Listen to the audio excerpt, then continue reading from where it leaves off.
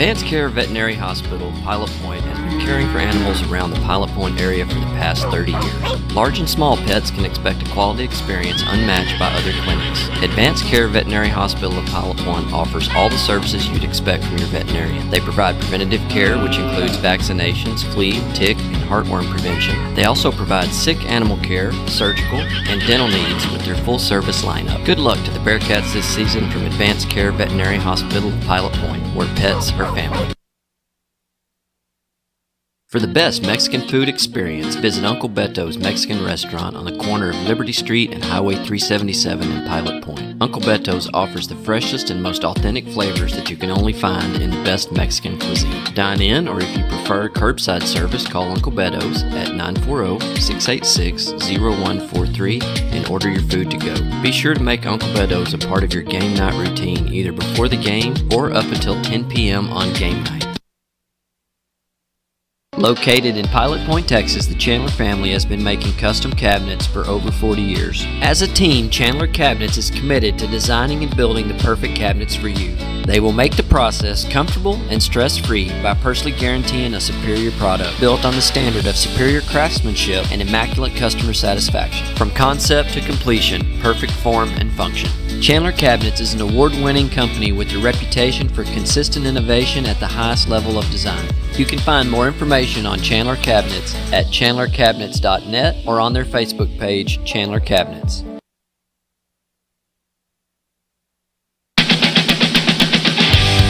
This is the Pilot Point Bearcat pregame show, brought to you by Homeland Roofing on pilotpointbearcats.com. And now, here's your host, Ryan Menard, with John Little and Chris Nordman.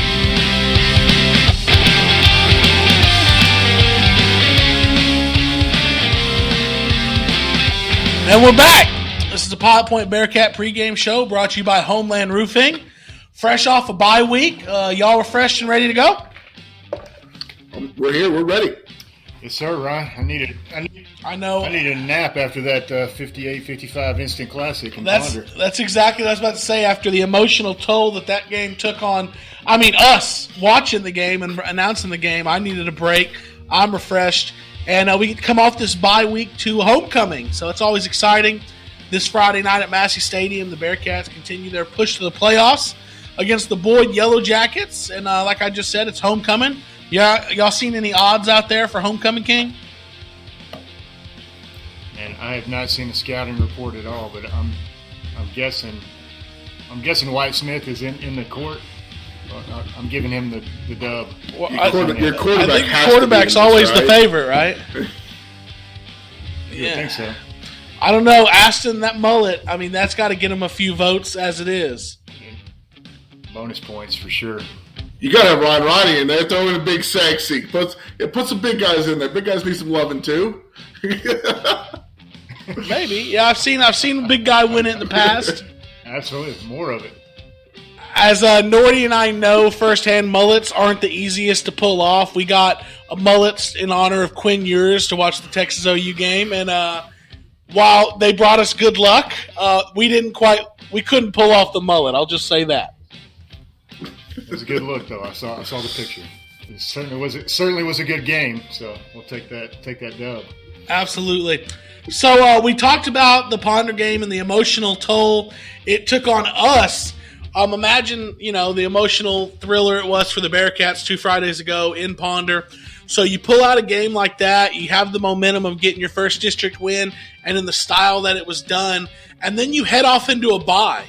How do you feel like that the Bearcats are going to handle that, take that momentum into this home stretch and immediately have it put out with a bye? What do y'all think, John? Well, Ryan, I think that the bye week just arrived at the perfect moment. We've really had 2 emotional games in a row. If you look back at that tough loss to Paradise back on September 30th, and then the thrilling win, of course, against Ponder on October 7th. So for me, I think the kids really needed an emotional break as much as a physical break after those two tough games. And then from a coaching perspective, I think the bye really benefits us because Boyd, of course, played our most recent opponent, which is Ponder. And so our coaches got an up close and personal look at Boyd versus Ponder, able to scout that in person and get a good comparison there. And by the way, Boyd, of course, beat Ponder in another high-scoring, thrilling affair, which seems like Ponder is always in those high-scoring games. But Boyd beat Ponder 49-42, and that was my prediction for the Pilot Point victory over Ponder. So another high-scoring game, and Boyd pulled that out. But hopefully, we got the benefit of a good scouting report from that game. Yeah, well, I'm going to talk more about that later on in the podcast. I'm still having a hard time with the Ponder stat line every week and seeing their offense in motion, with my own eyes and seeing how they keep piling up losses. So I'm going to talk about that more in depth later. But I do want to go to Nordy and see what he thinks about coming off that emotional win, going straight into a bye week, how he thinks that might affect the Bearcats.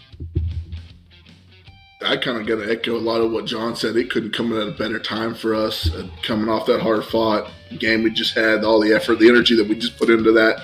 Definitely on in the field, and then us guys up there in the press box were having a good time 2 weeks ago as well. So come at a good time, good opportunity for us to get a break. We also have 2 hard-fought games coming up here that are going to determine what happens out in district.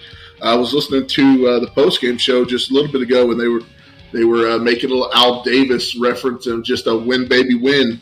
And I think that's what we're going to definitely have to do in these next 2 here coming up. Boyd kind of shocked me. I was looking at the Ponder Boyd stat line, and they held Ponder's quarterback to only 1 passing touchdown. I think we allowed him 5, and he had 2 interceptions too. So I was definitely kind of shocked by that, but I definitely think this bye week is going to help us get refreshed, get ready for this hard-fought next 2 weeks we have coming up.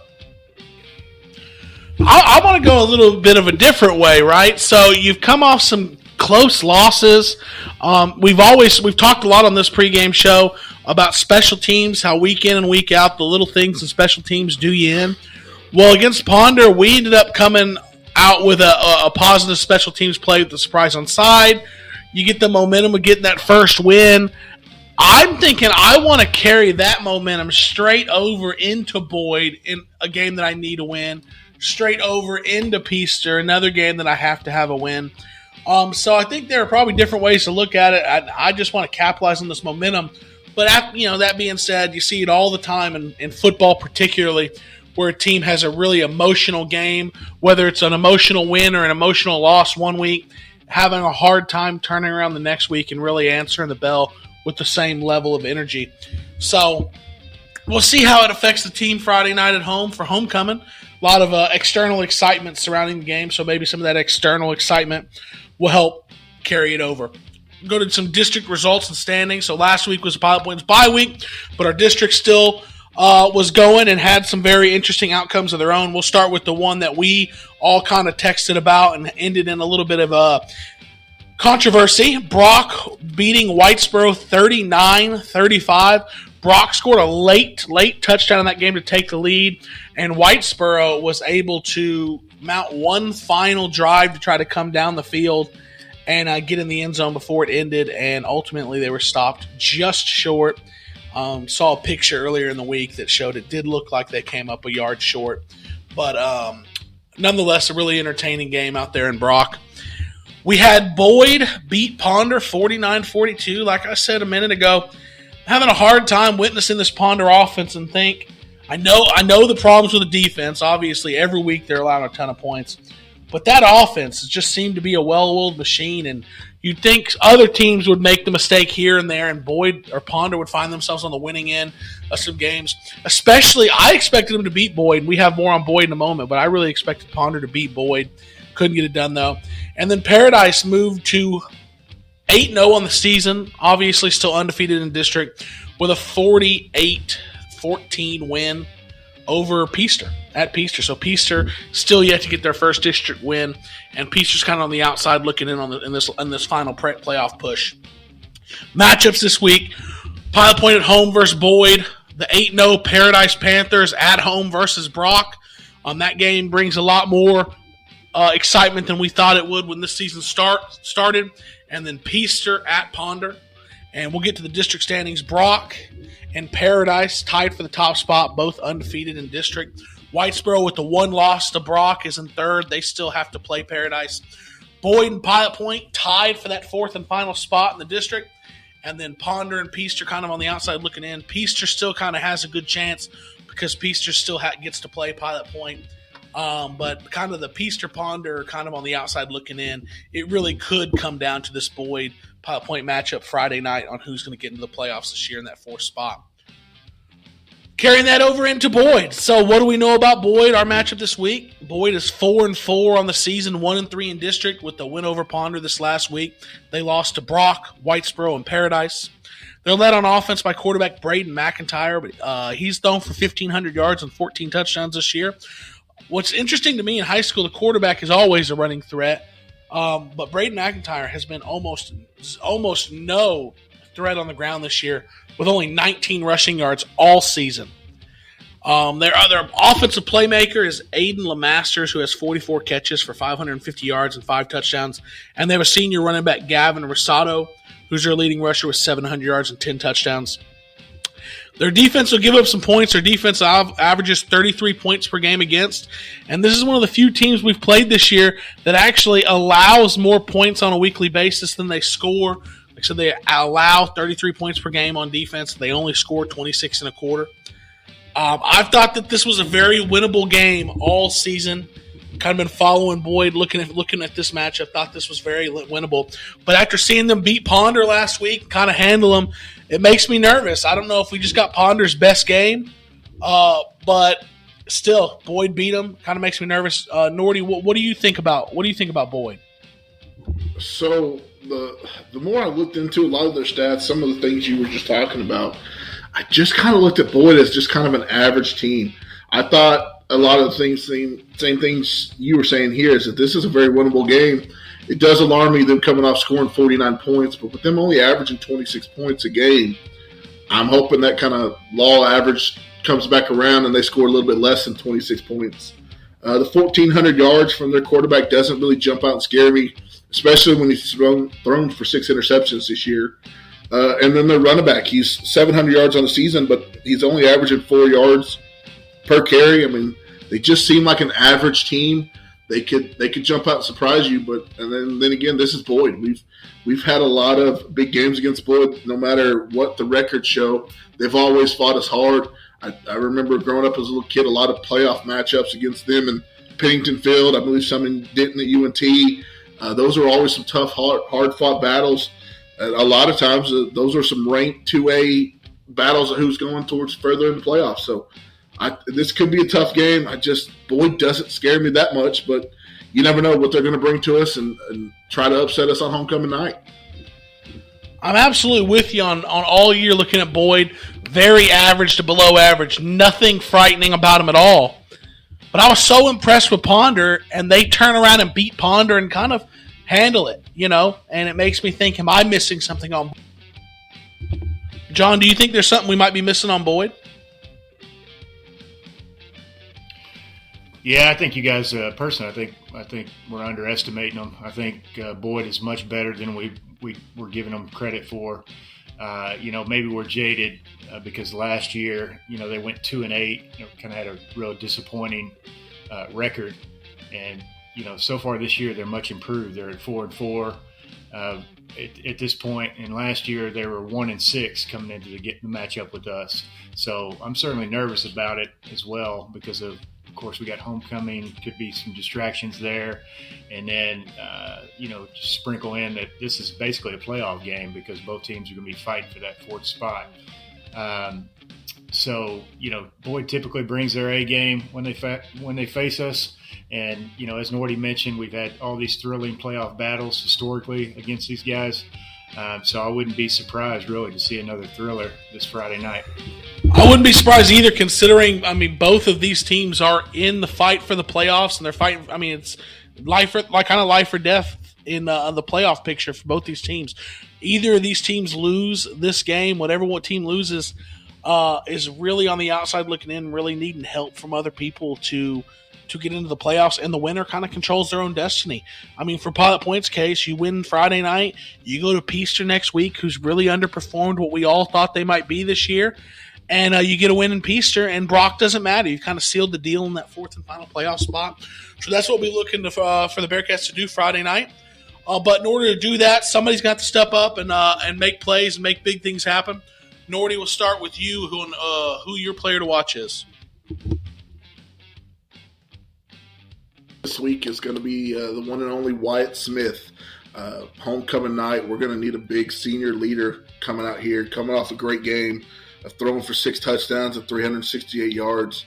I'm looking forward to him leading these Bearcats and see what he can do to put us in the best opportunities to come out with a win this week. Hopefully he comes out being homecoming king, but more importantly, hopefully he can lead us to a W this week.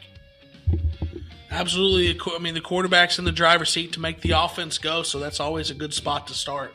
John, who do you have for player to watch? Well, I think, of course, I agree with Nordy. Wyatt Smith's going to play a huge role in the game, and of course, that kid number 8 is probably going to be a huge factor for us as well. Against Boyd's combination of McIntyre and LeMasters, that's kind of their go-to guys. But for me this week, I'm going with senior number 3, Colin Lynch. He's been our leading tackler so far with 83 tackles on the season, averaging 12 tackles a game. And he really provided a huge spark in that last game against Ponder with his 57-yard touchdown scamper, in which it appeared he was shot out of a cannon. He really had fresh legs in that Ponder game. So he seems to improve every week. And in the game within the game, I'm interested to see how Colin and Gage run the ball compared to Boyd's Gavin Rosado, who you guys touched on, who averages 87 yards a game on the ground. Well, John just touched on my player to watch. My player to watch, I am going to go with number 8. It being getting late in the season, it's time for all the seniors to really step up, making this final playoff push. And Aston has answered the bell last 2 weeks. His last 2 games, he is just shy of 400 receiving yards and 7 receiving touchdowns in those 2 games. So he recognizes what's in front of him. And he's really getting after it, trying to help put this team on his back and get him there. And I expect to see that come Friday night. Maybe if you look at the Sunset Pools subscriber chat line, maybe we shouldn't say his name so much. Maybe we start referring to him by his number or Mississippi Mudflap or whatever we need to do to try to pacify everybody in the group chat. But really, ultimately, like I said, just shy of 400 yards and 7 touchdowns over the last 2 games. I expect him to have another big one, and he's my player to watch. So now that we've gone through players to watch, let's get to John's 3 keys of the game. Key number 3. So for me, key number 3, I'm traditionally a baseball player.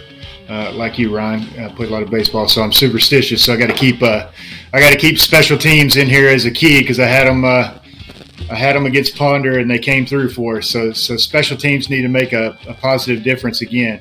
We probably didn't give enough credit to Elias Alejos, our kicker.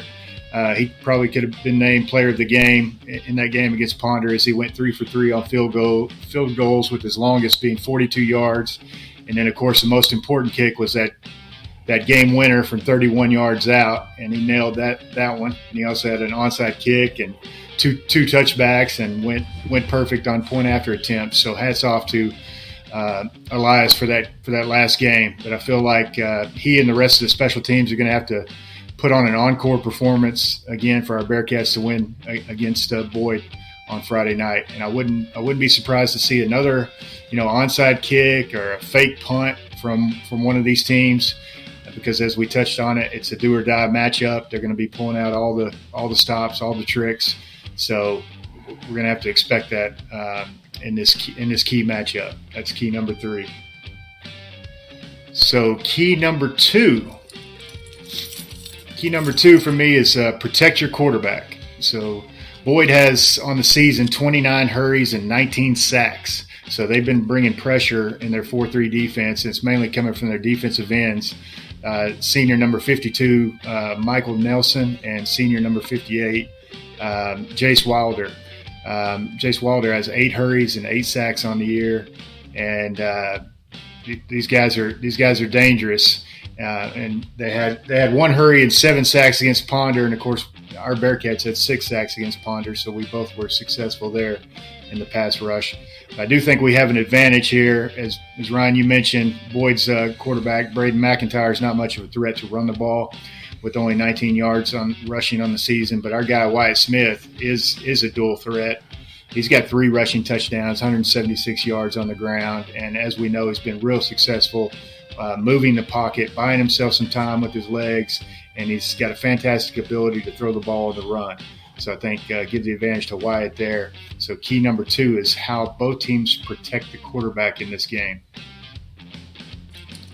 And key number 1, let me kick off some music here. I'm not going to do much rapping because it's not really a rap. It's more of a pop song. But we got Michael Jackson's Thriller this week as key number 1. And as we know, we've had 2 thrilling Bearcat games in a row, Ryan and Nordy, and I just feel like we're going to have another thriller against these Boyd Yellowjackets. I think we're in for a thrilling quarterback matchup with Wyatt Smith versus Braden McIntyre, and the difference will, likely be a thrilling play. I could see a sack with a scoop and a score, or a fake punt being the difference in this one. And ultimately, I have our mighty Bearcats pulling out another thrilling victory in the month of Halloween when the goblins make you scream, Nordy. So give me.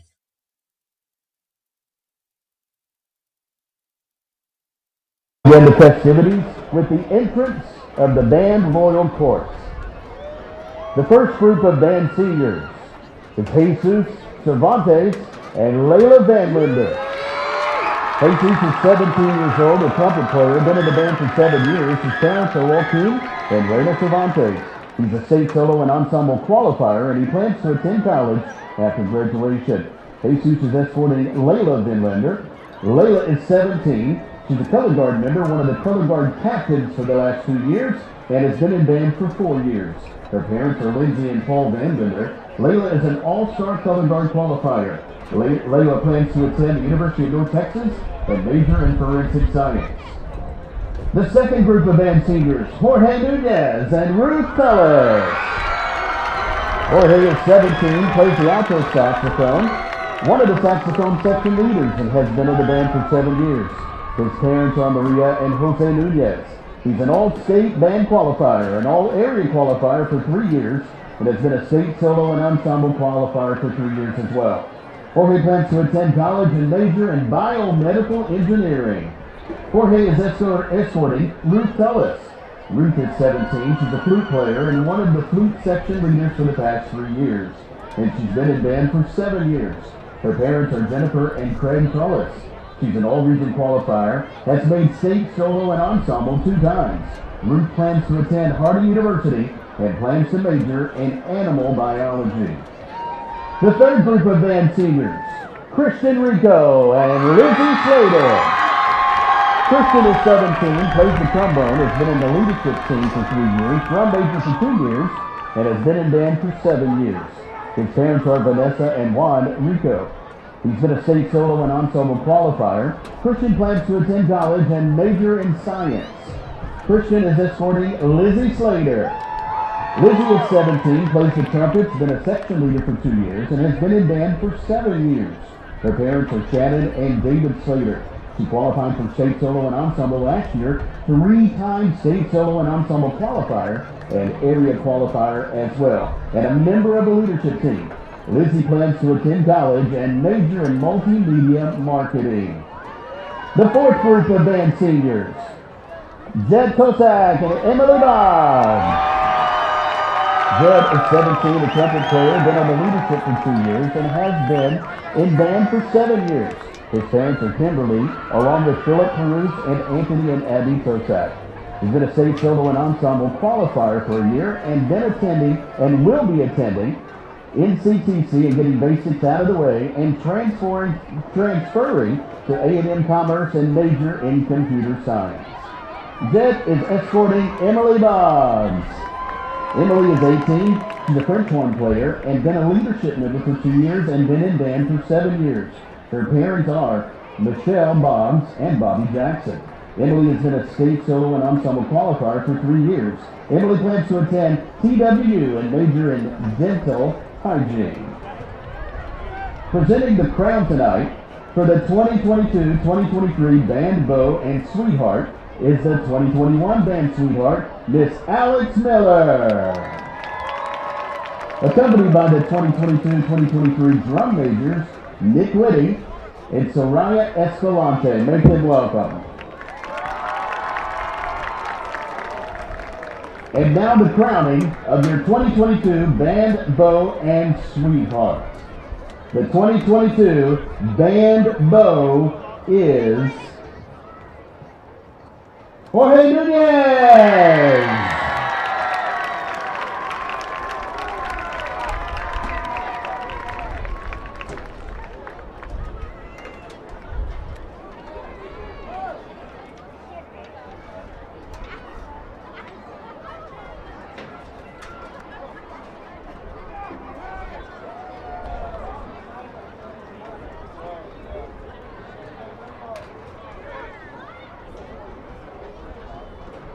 And the Band Sweetheart is Ruth Tullis.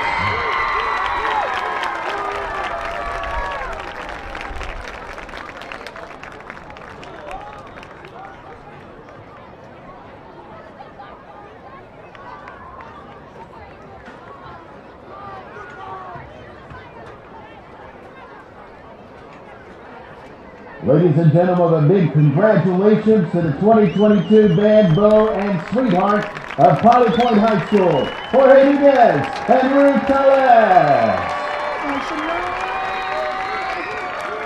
We would like to thank Leanne Ray from Pilot Point Florist for the beautiful flowers the nominees received tonight.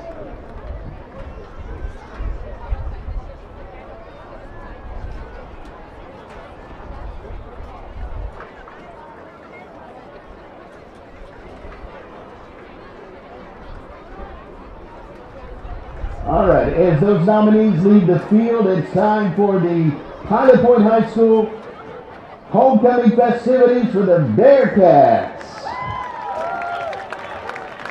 Pilot Point High School Student Council would like to welcome you to the homecoming festivities for this year. And at this time, we would want to recognize all the Pilot Point alumni that's in the audience this evening.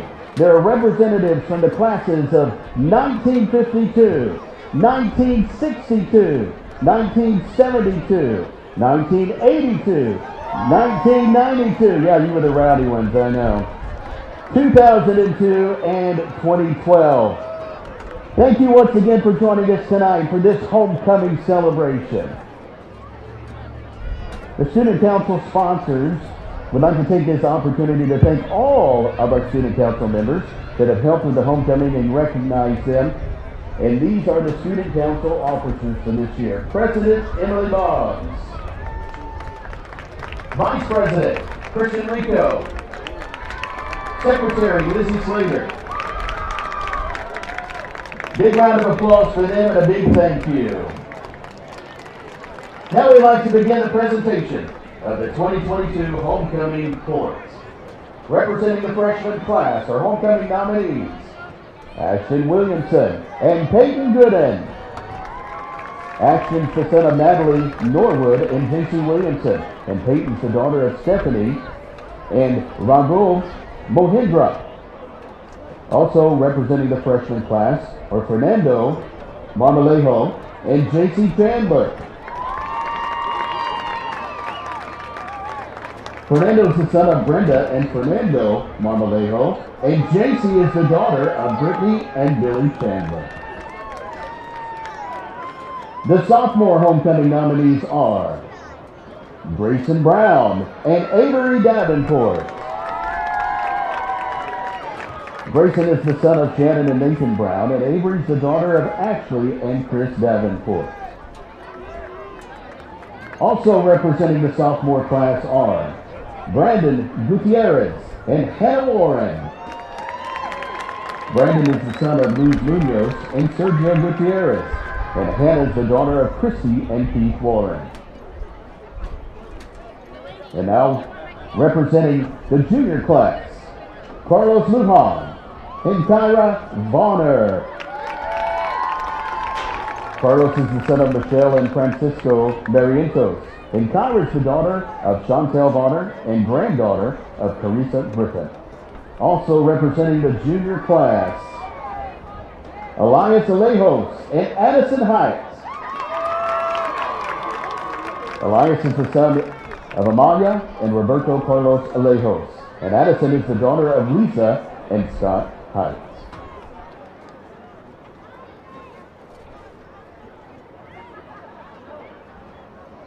At this time, I'd like to introduce the Queen and King candidates. Homecoming Queen nominee, Kylie Malone. Kylie is a senior and a daughter of Dory and Toby Malone. Kylie has been a member of the volleyball and softball team for all 4 years of high school. And during her time in high school, she's also competed in basketball and track. She's a member of NHS and FCA. And our future plans are to attend NCTC and continue her softball career in college. Escorting Kylie is Homecoming King nominee, Aston Curdy. Aston is a senior and son of Karen Gillum and Chance Kirby. In his 4 years of high school, Aston has been a member of the football team, track, and FFA. He plans to attend college and have a good time. Homecoming Queen nominee, Maddie Pope. Maddie is a senior and the daughter of Barbie and Delray Pope. Maddie has been a member of the volleyball team all 4 years. She's also been a member of the track team, student council, FCA, FFA, and is a class officer. Her future plans are to finish up her floral certification and attend college to get an associate's in business and open up her own floral shop. Escorting Maddie is Homecoming King nominee, Michael Bradford. Michael is a senior and son of Molly and Mike Bradford. In his 4 years of high school, Michael has participated in FFA and been on the baseball and bass fishing team. His future plans are to become a rig welder after high school. Homecoming Queen nominee, Caroline Denson. Caroline is a senior and the daughter of Laura Ann and Tony Vincent. And during her time in high school, Caroline has been involved with FFA and cheerleading for 4 years. She has competed at the state level many times representing Pilot Point FFA. And she has been a member of her cheer squad as co-captain and captain and made the NCAA All-American cheer team. And she's also been a member of the track team, student council, and is the secretary of her class. Caroline plans to attend Texas State University and study forensic psychology. Escorting Caroline is Homecoming King nominee, Cale Martin. Cale is a senior and son of Lindsay and Paul Martin, and during his time in high school, Cale has participated in football, track, and powerlifting. Cale plans to attend college and start a social marketing agency. Also escorting Caroline is Homecoming King nominee, Wyatt Smith. Wyatt is a senior and son of Michelle and Brennan Smith, and during his time in high school, Wyatt has participated in football and track. Wyatt plans to attend college and he wants to play college football and major in sports management or sports science. Homecoming Queen nominee, Ronnie Johnson. Ronnie is a senior and the daughter of Mindy and Eric Johnson, and during all 4 years in high school, Ronnie has been a member of the softball team where she has accrued many awards, including Academic All-District and First Team All-Area. She is a leader on the varsity cheer squad, and currently she's a captain. She's also been involved in numerous organizations, including the track team, FCA, Student Council, NHS, FFA, and is a student officer. And her plans are to play softball for the University of Arkansas at Monticello and major in communications. Escorting Ronnie is Homecoming King nominee, Colin Lynch. Colin is a senior and son of Kristen and Thomas Lynch. And during his time in high school, Colin participated in baseball, football, track, and NHS. His future plans are to attend college at the University of North Texas. Tonight carrying the crowns and sashes for the presentation are Ayla Milner and Boss Kickoff. Ayla is the daughter of Candace and Tex Milner. Boss is the son of Jackie and Kyle Kickoff. In Pilot Point High School would like to also welcome back last year's reigning Queen and King. Make welcome Lindsay True and Dakota David.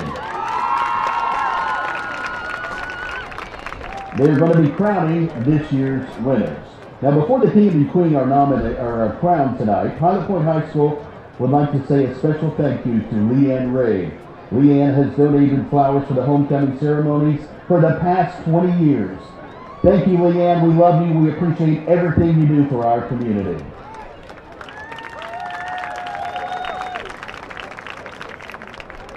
And now, ladies and gentlemen, the 2022 Homecoming King is Ashton Kirby!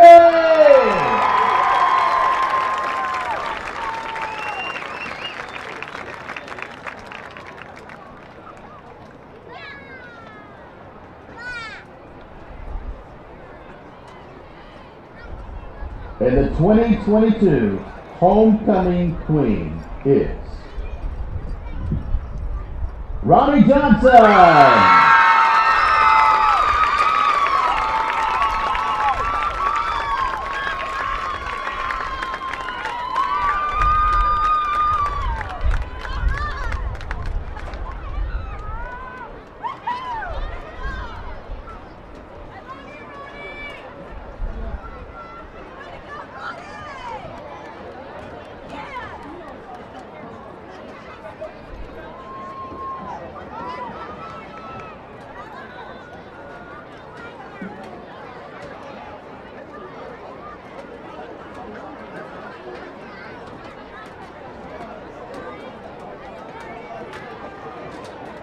This concludes our presentation tonight. Let's give a big round of applause to Ashton Kirby and Ronnie Johnson and our homecoming court tonight. And now, ladies and gentlemen, it's time for some Bearcat football.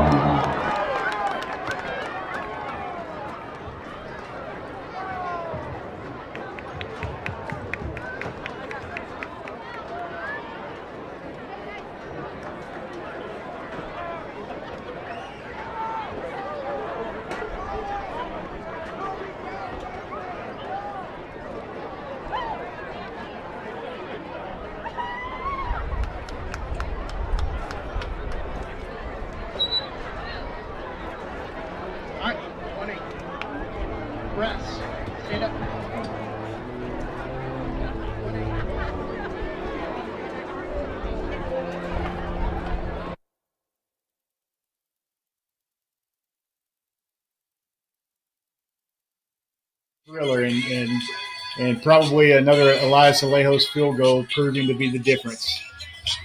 Well, that would provide quite the excitement Friday night at Massey Stadium for homecoming. Nordy, you had something before the three keys you wanted to add. Yeah, so, John, did you play Boyd in any of your time in Pilot Point at all? Because I know Ryan and I have some stories against Boyd, but you played in 93. Did you play that 7-6 game? I certainly did. That was Chris Franklin immaculate reception. If it was more of an immaculate run after the reception, he caught a little out route and broke about 7 tackles. Got a huge block from Scott McCauley and scampered down the sideline. And then I believe it was Evans Meyer, our great kicker, made his extra point. And Robbie Cartwright, the son of the coach, he missed his extra point, so we beat them 7-6, and they were ranked number 1 in state at Pennington Field. It was a great game in 1993. We had to come back down from 9 with 9 minutes to go. My senior year, the first round of the playoffs against them, and that was a tough matchup for sure. They definitely gave us a run for our money. Was that over in Fort Worth? So we played at Northwest Field. That was the first time. That was the first time we had ever had issues with noise. In the first series we came out that game, we couldn't hear the snap count, and we had to adjust it. That was a tough adjustment we had to make. And it got us off to a slow start. We ended up winning that game 32-38, but it was a crazy playoff game. Yeah, we've had some great battles with Boyd over the years. Well, I anticipate, just like you guys, we'll probably have another one Friday night. And let's hope, just like all the the two that you just talked about, and then the one that we had my senior year at old Springtown, let's hope Pilot Point comes out on top. So, with that being said, we'll have a homecoming edition of Bearcat Football Friday night, and we'll see you all there. Oh, young Rhett will be there making his second appearance at a Pilot Point Bearcat football game. Yeah, so, and heck, we might even get out early to try to tailgate a little. Who knows? But it's been fun, and we will see you all Friday night, hopefully witnessing another Bearcat victory. So that's all we have for you. Go Bearcats. Go Bearcats. Go Bearcats. Homeland Roofing LLC has been serving the DFW area since 2014 and is a proud sponsor of Bearcats football. Homeland Roofing is a full-service contractor who specializes in storm restoration and provides end-to-end service for all insurance claims. If you've had storm damage, you've filed a claim but have questions about that next step, or you'd like a complimentary inspection, call Homeland Roofing at 469-343-3536. 469-343-3536 or find us on Facebook, Homeland Roofing, Texas.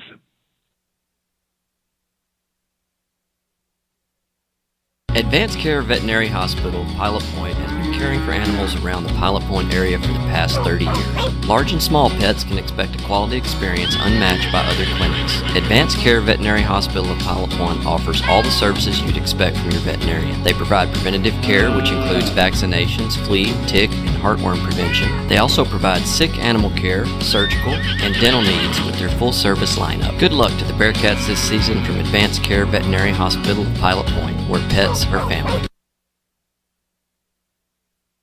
For the best Mexican food experience, visit Uncle Beto's Mexican Restaurant on the corner of Liberty Street and Highway 377 in Pilot Point. Uncle Beto's offers the freshest and most authentic flavors that you can only find in the best Mexican cuisine. Dine in, or if you prefer curbside service, call Uncle Beto's at 940-686-0143 and order your food to go. Be sure to make Uncle Beto's a part of your game night routine either before the game or up until 10 p.m. on game night.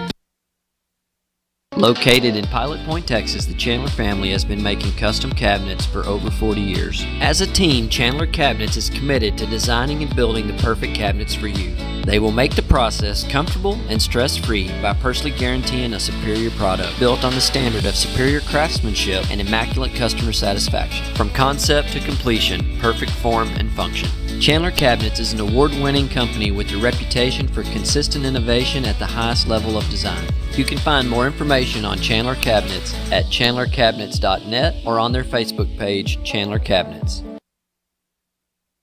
How good would you be at something if you've done it for 150 years? Probably pretty good, right? Well, at Chapin Title Company, that's exactly how much experience we bring to the table on each and every closing. Helping you realize the American dream of owning your own home is what we do best. And when we say best, we really mean it. We've been voted Texoma's #1 title company 12 years in a row. So when buying or selling your next property, tell your realtor you want to use Chapin Title right here in Pilot Point.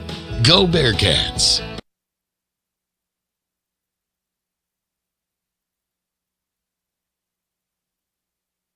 The views and opinions expressed by Ryan Menard and John Little are those of the broadcaster and do not necessarily reflect the official policy or position of Pilot Point Independent School District or PilotPointBearcats.com. Any content or comments provided by our broadcast team is their opinion and is not intended to malign any religion, ethnic group, club, organization, company, individual, anyone, or anything.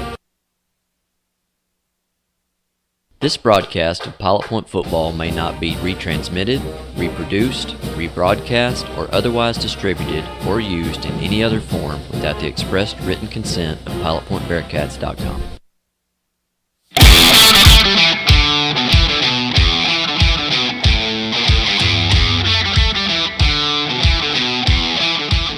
This is Pilot Point Bearcat Football live on PilotPointBearcats.com. Left to right, it's going to be a jet sweep for Ashton Kirby. He's going to turn it up to get a first down inside the 20. There he Cuts goes. the reverse the field. Aston Kirby's going to take it all the way for the puzzle printing touchdown. 30. What a play. Drop back to pass, clean pocket. Good time. Oh, he's got Crew Chandler Go breaking get it. across the side. Chandler catches it. Touchdown, Crew Chandler. And now to the stadium with Ryan Menard and John Little.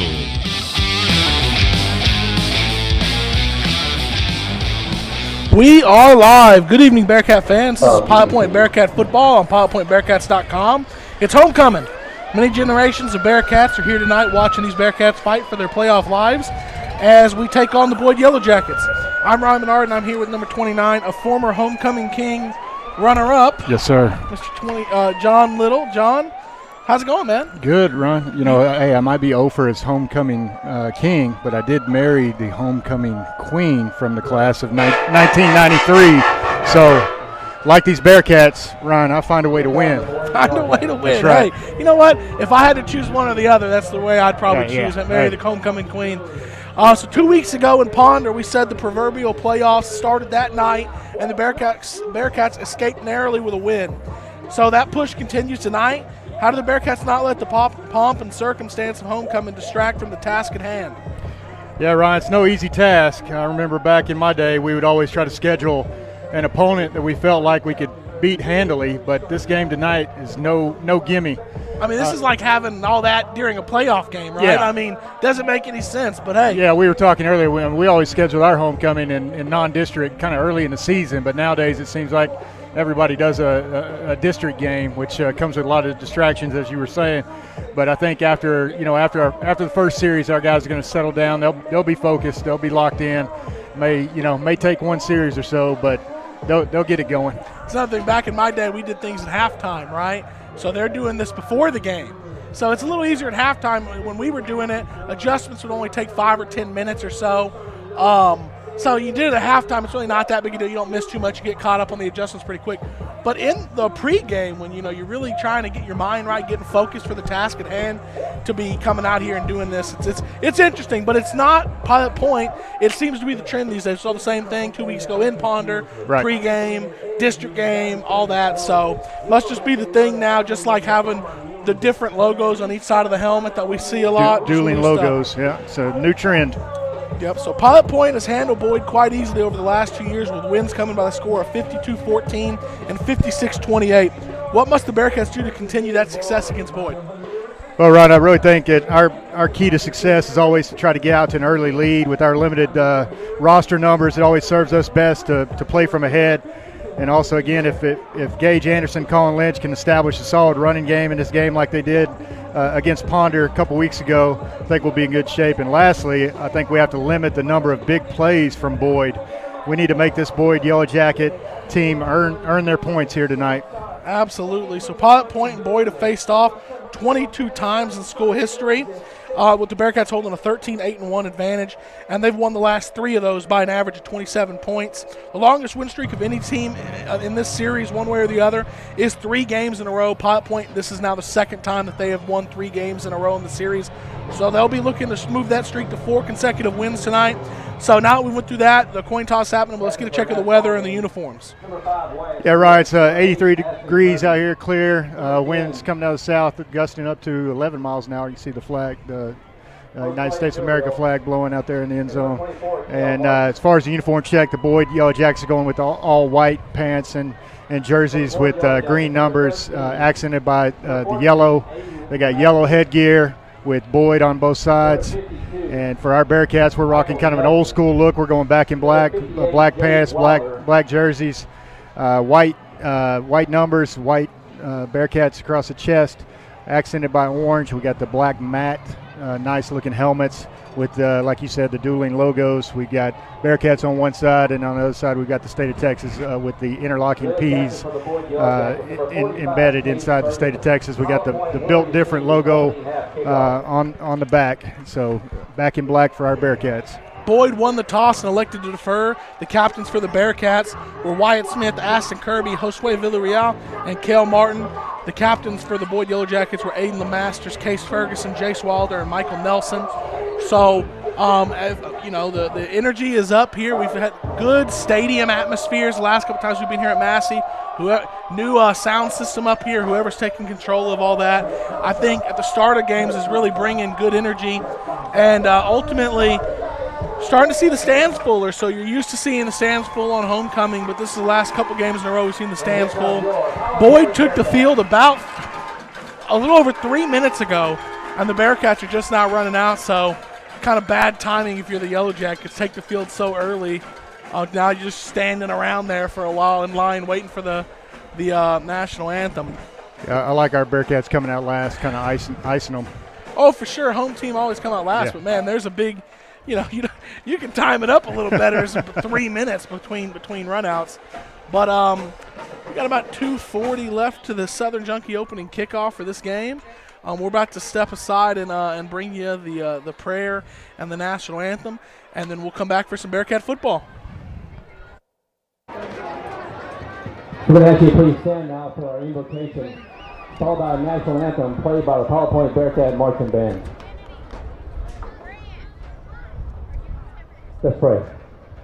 Dear Father, we thank you for today, Lord. We thank you for this beautiful weather you brought our way tonight. Lord, we thank you for the game of football. And we thank you for allowing these guys to be on the field tonight. Lord, we just pray you keep them safe, the Boyd Yellowjackets and the PowerPoint Bearcats. Lord, let them play hard and clean. And when we get done today, Lord, just give you the glory for everything we're able to do. Lord, we love you and thank you for dying on the cross for us. In your name I pray. Amen.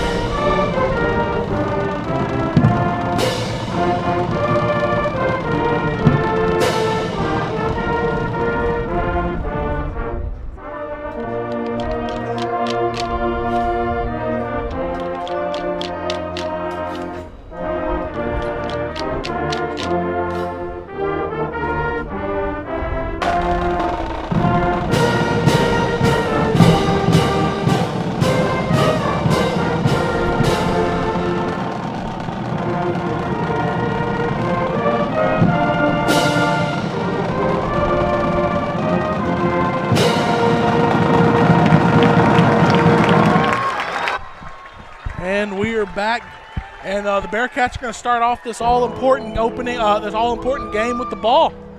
Get a chance for the homecoming king. I called it. Set the tone. You did call it. If you listen to the Homeland Roofing pregame show, we did who was going to win the homecoming king, and we had Ryan Riney, Wyatt Smith, and I picked Kirby, Aston, number and 8. Aston took it home, so I'm feeling on a high right now. Got a win there. You're 1 for 1.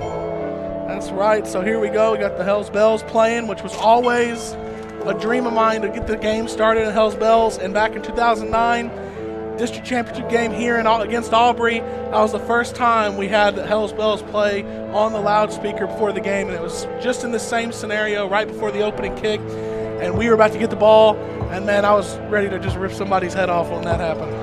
I'm so old, Ron, that I used to wear out the Back in Black cassette tape in the bus.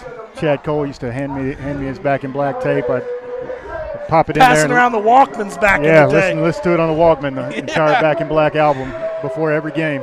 Well, Boyd has it teed up. This is Pilot Point Bearcat football on pilotpointbearcats.com, and this is the Southern Junkie opening kickoff here.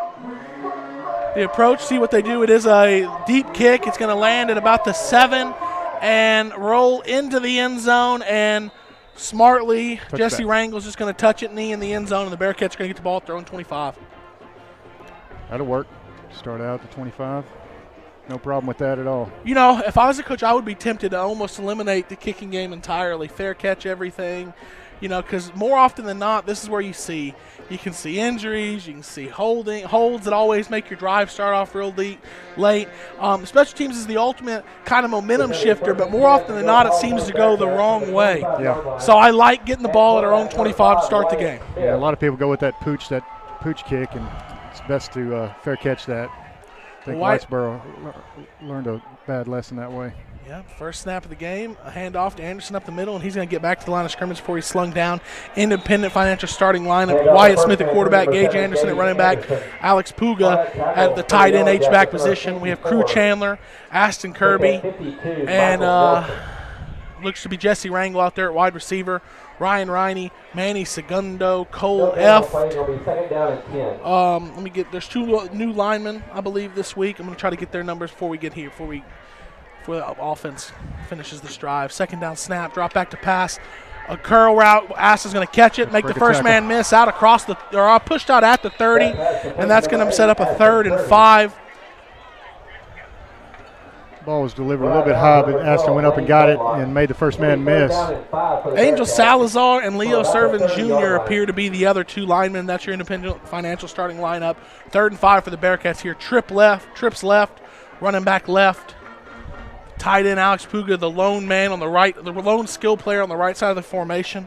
They like to roll towards the trips in this scenario, which would be the wide side of the field. And this is going to be a run, and there's really nowhere to go on that side of the line, so decided to run on 3rd and 5, and it's going to actually lose a yard on that. Gage Anderson, -1 yard on that carry. Going to set up a 4th and 6 in our own end here early. Yeah, and Michael Nelson's in on the tackle there for Boyd. That was the second time he's been in on the tackle early in the game. I mentioned him in the Homeland Roofing pregame show. That guy's he gets to the football. Scouting report, not much of a scouting report we were told, but we were told that the Pilot Point expects some of these deeper to intermediate routes to be open throughout the course of this game, so we didn't test it early. See if the second drive we come out and maybe test that. The snap is a bit high, but Wyatt Smith fields it, and he gets a low wobbling kickoff, and it bounces, and it kind of really takes a neutral bounce, and it's going to be down at the Boyd Yellowjacket 44-yard line when we come back. Hi everyone, Mom here. Corner Cafe is proud to support the 2022 Bearcat and Pilot Point. Featuring breakfast and lunch signature dishes and weekly specials, you can visit Corner Cafe 7 days a week from 7:30 to 2:30 to enjoy your favorites. Have a great season, guys, and we'll see you all soon at the corner. Go Cats! And we're back here for the Boyd Yellowjacket first drive. Under center is Braden McIntyre. And it looks like Gavin Rosado's back next to him. They have an even formation, 2 right, 2 left. Drop straight back for McIntyre, looking to pass. No one really open. Ryan Riney causing pressure. Rosado was motioned out. He comes back across the middle, and he's going to make a catch.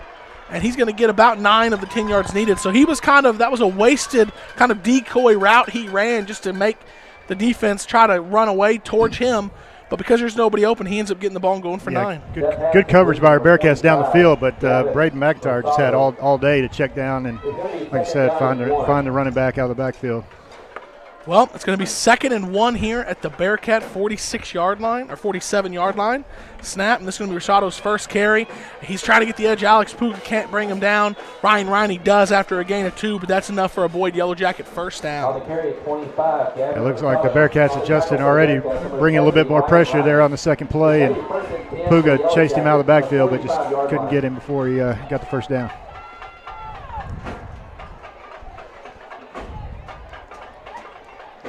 Well, here we go. 1st and 10 at the Bearcat 45-yard line. Snap, and it's going to be another run up the middle to Rosado. Not a whole lot of room there, but they're able to just kind of run into a pile of bodies and push up for about 4 yards. Going to set up a 2nd and 6. It's going to be 2nd down and 7.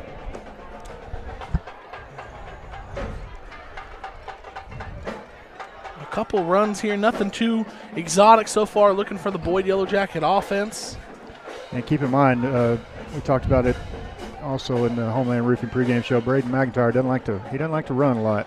Not at all. Kind of shown that in that very first pass where you're pressuring him. He was not looking to run. He was looking to dish it off. Drop straight back. He throws out in the flat. Overthrown. Incomplete. Going to set up a 3rd and 6. First 3rd down for the Bearcat defense here. Let's see him make a stop. Yeah, Boyd got a stop on their first 3rd down. Let's see if we can return the favor here. In fact, Braden McIntyre just delivered that one a little bit too quick. Yeah, led the guy out in the flat a little too long. 41-yard line. Ultimately, if they would have caught it, they would have had some yards a game. Maybe not the first down, but it would have set up a 3rd and short instead of a 3rd and 6. Bearcats jump. Bearcats jump. And they're going to blow it dead, which is did us a favor. Definitely did us a favor because that was a free play for Boyd. I don't know if there was contact made. I don't see any coaches on the Boyd. Well, I see very few coaches on the Boyd sideline in general. But I don't see any of them throwing a major fit about the play being blown dead. No. Well, 3rd and 6 is going to turn into that 3rd and 1, so that incomplete pass on 2nd and 6 doesn't seem to matter because they're going to get that 3rd and short anyways, and they've been successful on running the ball here 4 or 5 yards at a pop on this first drive. Yeah, look for him to go to Rosado probably here on the ground. Now it's 3rd and manageable. 2 running backs next to McIntyre. A little fake clap and then the real clap, and this is going to be a handoff up the middle. And that's not McIntyre, and he's barely going to get the yards to gain for the first down. That's number 21, Carter McClure. And he seemed to be a little quicker than McIntyre, just kind of hit the hole hard and was able to get 2 when they needed 1. So that's another first down for the Yellowjackets.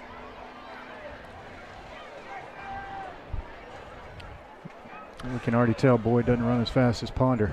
No, it looks very similar to a Pilot Point's offense. They do more 2-backs than we do. But yeah, check the sideline quite a bit. Yeah, they're going to try to stretch this one. Pilot Point does an excellent job of stretching and not letting them get the edge. There's a little lane to cut back, but about 2 yards on that carry for Rosado. Going to slip a 2nd and 8. I think we've already seen more running plays from Boyd than we probably saw out of Ponder the entire night 2 weeks ago. Oh, yeah, called running plays for sure. Right. Yeah, the quarterback scrambled quite a bit. But Clifton Cooper was evasive and was able to find yardage on pass plays where he escaped the backfield. But yeah, design runs, absolutely. This is going to be a pass, straight drop back, has some time. He's going to throw it deep down the seam, has a man, touchdown, number 14, Aiden LeMasters. So it looked like we got lost in space out there in coverage. Defender looking behind him, watching LeMasters catch that as he crosses the goal line for a touchdown. No one really even near LeMasters. So in this important district playoff game here, they get on the board quick. Yeah, we're going to have to find a way to put some pressure on McIntyre. And they're going to go for 2. LeMasters at quarterback. He played quarterback last year in the game when, he fumbled. He fumbled. Bearcats pick it up. Lynch is going to try to run it, pick up a block from Cale Martin, but he's ultimately he pitched it back. Pitched it back. Still in play. It's still alive. Aston Kirby catches it and gets tackled anyways. A little trickery there for the Bearcats, but the 2-point conversion is no good. 7:11 left in the first quarter. Each team's had the ball once. Ponder 6, Pilot Point 0. Are you looking to build that dream home or barn-dough? CS Designs offers a complete range of design services. CS Designs products range from general drawing services to commercial and residential blueprints, as well as 3D renderings and virtual reality walkthroughs. Let Cole Stewart and the CS Design team design you a beautiful progressive home or building that translates your ideas into an outstanding reality. Visit their website at csdesignstx.com or give them a call at 940-365-4048. I'll shout these guys out. Well, we're back, so let's shout out the Sunset Pool subscriber chat line. Yes, Caleb Marsh there. Yeah, Caleb Marsh checking in. He's saying we need to respond here, and we do. Jace Williamson's on the subscriber chat line. He's saying Pilot Point by 2 touchdowns. Hope he's right there. We got D. Marsh 54. Let's go Cats. We got Moises Chavez, and we got Bacon. And it looks like Bacon's from Boyd, but I don't care where he's from. I like Bacon. Southern Junkie kick. This is a kind of a floating kick. Going to go straight out of bounds. Pilot Point's going to get good field position again. And the phone is ringing. Phone is ringing. Yeah, phone is ringing. That's what you meant when you said text Chance or text Roger. I think that's our Kanos CrossFit sideline mic getting active here. So didn't get to see Chance before the game. So hey, Chance, how's it going down there? Never mind. Scoops? Do we have you, Scoops? Maybe not. See him yelling at Siri down there. Turn into the press box. That advanced vet care penalty is going to be on the Yellowjackets for kicking it out of bounds. So the Bearcats are going to get good field position. We'll see exactly where this official crew marks it, because the officials have been kind of a little different week in and week out on some of these things. Russell Jones showing up in the number 44 subscriber chat. I guess when he says J Money, that's probably not me. No, that would be me, sir. What up, Russ? Procedure to call against the Yellowjackets.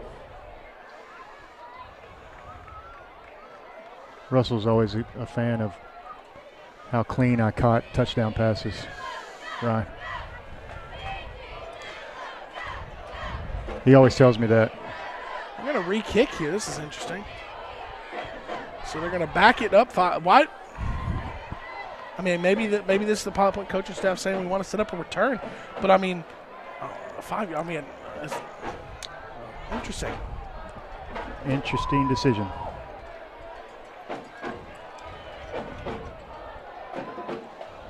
Still got a few guys on both sides rocking the pink spats for Breast Cancer Awareness Month. I think Aston Kirby's got the pink spats for us. Well, this kick is going to be on that same sideline, caught at the 24 and returnable. So the coaching staff made the right decision. Crew Chandler's going to try to get the left sideline, and he's ultimately going to get drugged down at the Boyd Yellowjacket 49. So the decision to make him re-kick paid off. We take it, and we get our second possession starting in Boyd Yellowjacket territory. Yeah, great field position. 3 and out on the first drive. The 2 negative runs are really what set it back. And most Bearcat offenses in the past have used the run to set up the pass. I think what we've seen in this offense the last few weeks particularly, I think we more use the pass to set up the run, and we've thrown the ball very effectively over the season so far. So maybe see a few more passes on this see if drive. we can get that secondary on their heels here in the second drive. And there it is, slant. Aston Kirby takes it, and he's going to the house. Homecoming King gets in the end zone, and the Bearcats answer back in one play. 48-yard touchdown from senior to senior. Wyatt Smith to Aston Kirby, and the Bearcats tie it up and are an extra point away from taking the lead. Yes, sir. That phone was ringing, and we answered it. How about that response there, Caleb Marsh? There we go. That's what I was about to shout him out. Said the Bearcats need to respond, and it took them all one play to do it. They said especially deep down the middle of the field is one of the places I think I read where they said they knew they were going to have. And right there, slant route, catches it, and he just burns everyone to the end zone. He's on fire. It seems like I was about to say, it seems like a replay of the last few games, right? The snap, the hold. Why are you blowing it dead? Yeah, they jumped offside. Kick it. False start. Okay, well, that's why they blew it dead. He called it on us. The advanced vet care penalties on us. That 48-yard touchdown, Pellsville Printing touchdown, is our first West Heitzman Insurance Service big play of the day. They lost all the excitement, forgot to shout them out, forgot to shout out Pellsville Printing for that touchdown. And here we go. Going to set this up for another kick. That is 8 receiving touchdowns in the last 8.5 quarters. It's impressive. For Aston Kirby.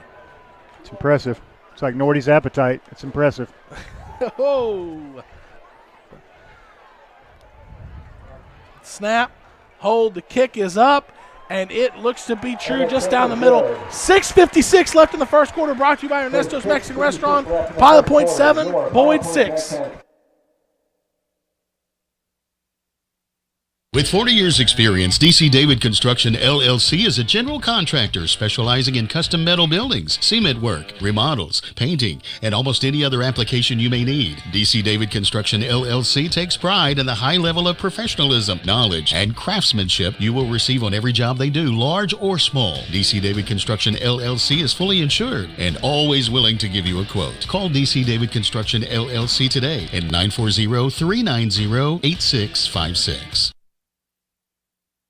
Established in 2004, Ernesto's Fine Mexican Food has continued preserving its original home-style cooking and hospitable touch. Ernesto's family has roots in Mexico as well as Texas ties. Relying on those roots, Ernesto created his unique menu. Offering a variety of Tex-Mex favorites as well as Mexican specialties, Ernesto's won't let you down. So join them for home cooking, or as they say, Comida Cesar, in family-style service. Located at 10279 Farm Market 455 East, Suite 100, or at the corner of 455 and Highway 377 in Pilot Point. They look forward to seeing you, and go Bearcats. You just heard the commercial. The first quarters of these Bearcat football games this year brought to you by Ernesto's Mexican Restaurant. And we have it teed up here for a Southern Junkie kick. Elias Lejos is going to kick a high one down, caught at about the 25. Bearcat coverage team is down there ready to make a tackle immediately, but they can't get him down. Oh, no. 33 is going to get the sideline, and he's going to have a good return before he runs out at the Bearcat 38-yard line. Aston Kirby with the rare missed tackle. Kind of in a weird position, wrapped him up around the collar area. Yeah, tried to go too high. Couldn't bring him down. Big number 33 there. Patton. He's not on the roster, but I just heard old T. Slade down there announce it. Patton with the return there. Good return. Let's go to a Corner Cafe District Score Report. Yeah, Ryan, Brock and Paradise are knotted at 0 with 3 minutes left. That's a big one. Yeah, that's a big one. And 3 minutes left in the first quarter.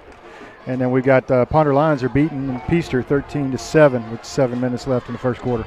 Rosado with the first carry. He's tiptoeing back and forth, and he's going to get a good medium gain there, about 4 yards on first down. Pilot Point Feed Store scoreboard check, 6:35 and counting in the first quarter. Bearcats have had the ball twice, got in the end zone once. This is the Yellowjackets' second drive. They got in the end zone in their first. And here they're going 5 wide here with Braden McIntyre at quarterback. Braden McIntyre is junior. Find a way to get some pressure on this guy. He's going to take the snap, drop straight back. Oh, it's a screen. Screen here. Lemaster's going to catch it. He's going to have a chance, and he's going to take it to the end zone. Perfect call there on the screen. A little 5 wide, empty him out, total screen. Aiden Lemasters gets in the end zone. So it took Pilot Point 1 play to answer the Boyd touchdown. It took Boyd 2 plays to answer the Bearcat touchdown. So we may be in for something like we were in for at Ponder with it just going back and forth. Yeah, it kind of feels like the Ponder game already. Just that the offenses don't quite snap the ball as fast. Well, they're not going to chase the points. They swung the gate the first time and didn't get it. This time they're going to go ahead and kick it and try to just go up 6 here. Goalkeeper stat sheet check. Lemaster so far has 2 catches for 70 yards and 2 touchdowns. Good-looking receiver. Yeah, the kick is a low line drive, but it is through. 6:08 left in the first quarter. Boyd 13, Pilot Point 7.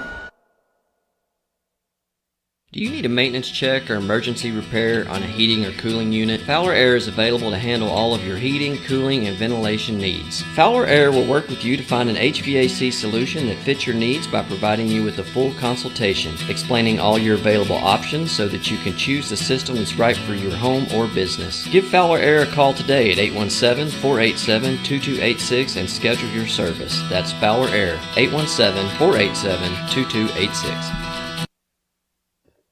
Since 1983, the Scott Walker Insurance Agency has been covering the insurance needs of Pilot Point. Regardless of what that need may be, they have you covered, offering homeowners, auto, life, farm and ranch, and commercial. Give them a call at 940-686-2692. That's Germania Insurance, the Scott Walker Insurance Agency, located just north of the town square at 211 Scott Lane in Pilot Point, Texas. Scott Walker Insurance Agency, always there to help. A little goalkeeper pool stat sheet check so far. 79 yards passing for Boyd, 10 yards rushing for 89 yards. Bearcats with -1 yard rushing, 53 yards passing for 52 yards offense. And this Crew Chandler's going to catch his kick. And he's going to bring it up 30. He's going to get the sideline again and get out all the way to the Bearcat 44-yard line. Yeah, he's getting to catch it with plenty of space. That's a little bit of the difference is we missed a tackle on our last kick. But when Elias Lewis is kicking off, our coverage team is covering some distance. They're getting down there, kind of getting in the face of the return man when he catches it. Crew Chandler's catching that with some room to run. Yeah, 10, 15 yards before somebody touches him. That's the last thing you want is a return man getting to build up some speed and see what's coming at him before he hits the kind of the chaos. You want kind of it all right in his face right when he catches it, or he maybe be able to bust something big on you. Here we go. Wyatt Smith back at quarterback. Anderson next to him. Aston Kirby on the right side slot. And it is going to be a run. Anderson has a little bit more space than he has so far tonight. He gets out to the Bearcat 48-yard line. And that's the first real positive run of the night for the Bearcats. Going to set up a second and looks to be 4. Yep. Really nice run by Gage right there.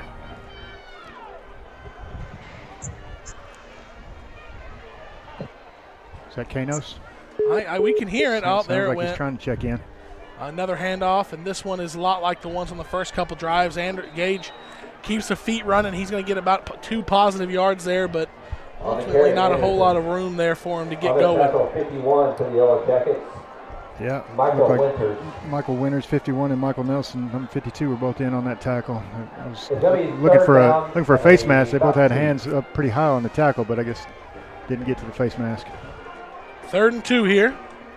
Wright Smith getting them lined up. And it's going to be a pass on 3rd and 2, and it's just a quick little corner route through the hands of Crew Chandler. And Boyd's number 12, Lane Medlock, the corner, finishes the tackle, drives him through the ground. I think we're going to keep the offense out here on this one, don't you, Ryan? I mean, you're going to need some points, 4th and 2. I would have liked to see a run on 3rd down if I was going to go for it on 4th, but ultimately you're still in a good position. Yeah, it looks like we're going to go 3 wide. 2 receivers right, 1 left. They have the H-back in front of the running back. Anderson snap. It's going to be a rollout to the short side on 4th and 2. Delivered high. Delivered a little high. And it's going to be a turnover on down for the Bearcats. So, you need 2 yards on 3rd or 4th down, and you throw 2 passes, and one of them went right through the receiver's hands. It was a little high, so I don't want to make it seem like it was the easiest of plays. I don't think White's completely dialed in yet.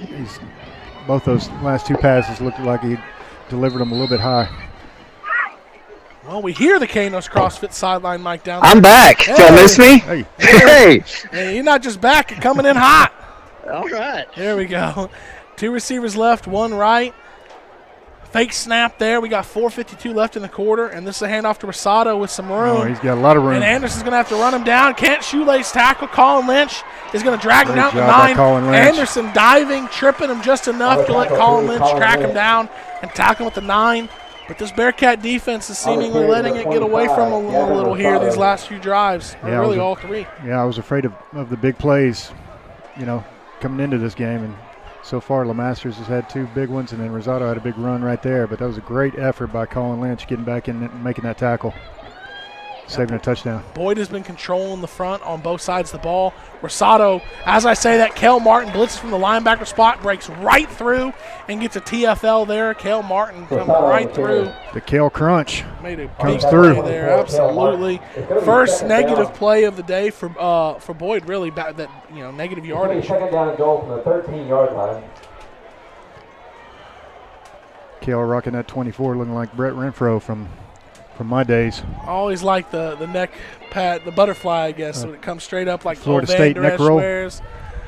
Clayton Van Der Esch wears. I've always dug that. Snap, straight drop, throw linebackers. out into the flat. I believe that's room. McClure, and he's going to catch it, and Anderson's going to knock him out inside the 5. That's the play they ran on the drive where they on the first drive where he kind of just overthrew the guy out in the flat. A lot of space there. Once he catches the ball, it's kind of nobody around to even be there to slow him down, much less make the tackle. Yeah, and when McIntyre delivers that on point, man, like you said, it's easy for them to turn it up and get some room to run. Yeah, that was 21 McClure. It's going to set up a 3rd and goal from the 3. Boyd looking to go up 2 touchdowns here. Snap. So Wildcat. Oh, yeah, Wildcat left side, and it gets right in. That's McClure again. Going to take run power left side and get right in.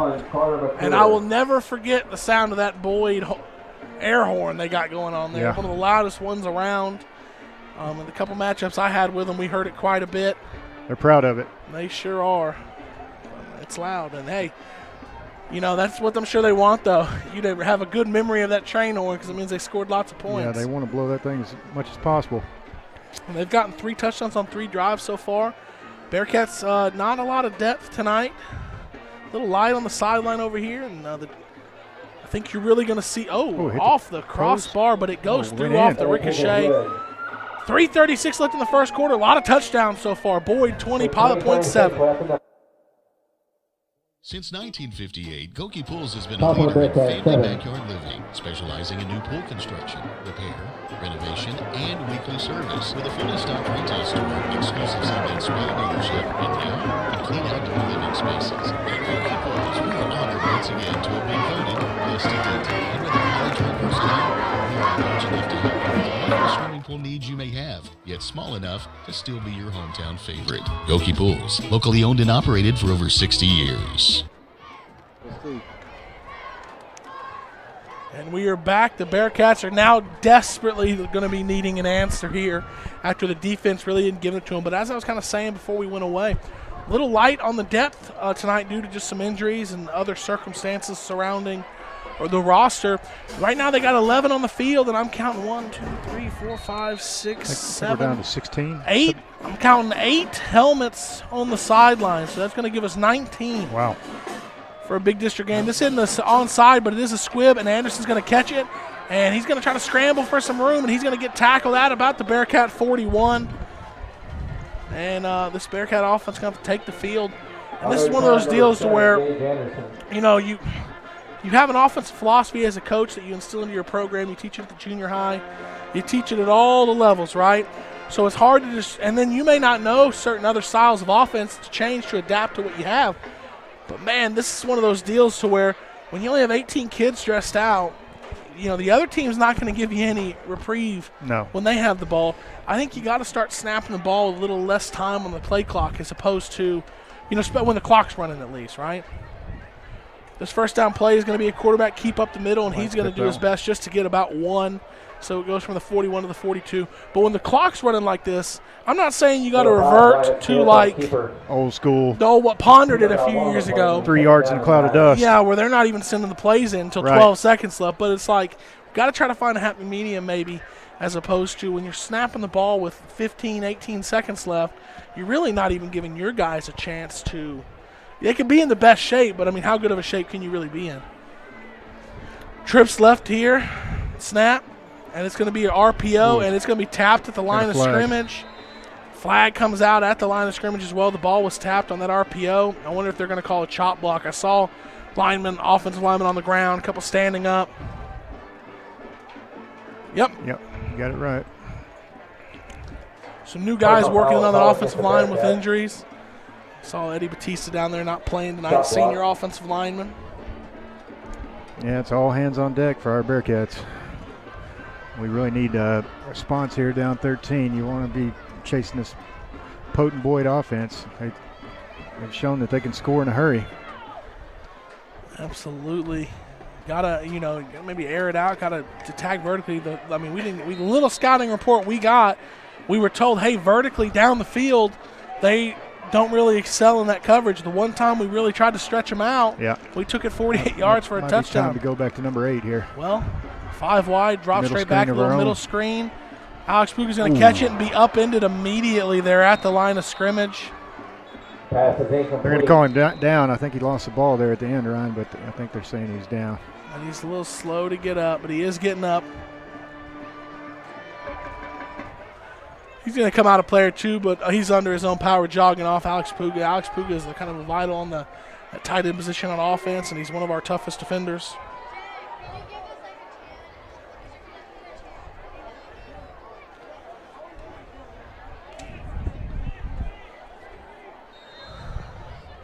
Third and long here for the Bearcats, 3rd and 24.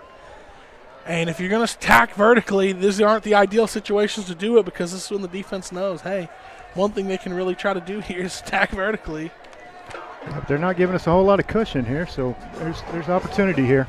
Yeah, drop straight back. Oh, doesn't step up into the pocket, escapes, it goes back, and he's just going to sail it away. He had an opportunity to step up into what would have been a cleaner pocket, but he stepped backwards, which really kind of kept the pressure right in his face, and ultimately was just had to throw it away. Yeah, he had Cruz Chandler deep, but there's just no way if he didn't step up in the pocket that he could have delivered that ball 40 yards down the field. We'll set up a 4th and long, and let's just hope we can punt it past the chains, really. The line to gain is the Boyd Yellowjacket 49. Yeah, the Yellowjackets. And that would take a decent punt here. Yeah. Yeah, the return men are only about 9 yards, 10 yards past that down marker. And we're going to get an uppercut granite timeout here. 2:39 left in the first quarter. Boyd 20, Pilot Point 7. In photography, image is everything. That is why Gypsy Road Photography is the first choice in North Texas for wedding, prom, graduation, teen, and family photography. Gypsy Road is nationally recognized. Senior Inspire magazine named them one of the top 50 photography studios in the U.S., and their attention to detail is unmatched. You will find Gypsy Road's work in the Pilot Point game program with photographs of Pilot Point Cheer and the Pilot Point Bearcat seniors. So book your session today on their Facebook page, Gypsy Road Photography, where image is everything. Well, the Bearcat punt team coming back on the field here. First drive went 3 and out. Boyd went down, scored a touchdown. Bearcats got the ball back and saw life. One play, 48-yard touchdown. Okay, offense is here. This might be a back-and-forth battle. Since then, we've seen pretty much nothing from the defense, nothing from the offense. And we're going to need to see somebody step up on this upcoming defensive possession. Yeah, we're going to need a play. And Aston Kirby can't bring him down. Once again, kind of gets there from the side a little late, tries to bring him down around the shoulders, but we may get bailed out with that advanced vet care penalty. Like I said, if I was a coach, the kicking game, I would have a hard time just, fair catching, man. Especially in this situation, how much better is the ball at the 38 than it is, the 28? I mean, 28's not bad, but. Yeah. Play it safe. The call against the Bearcats.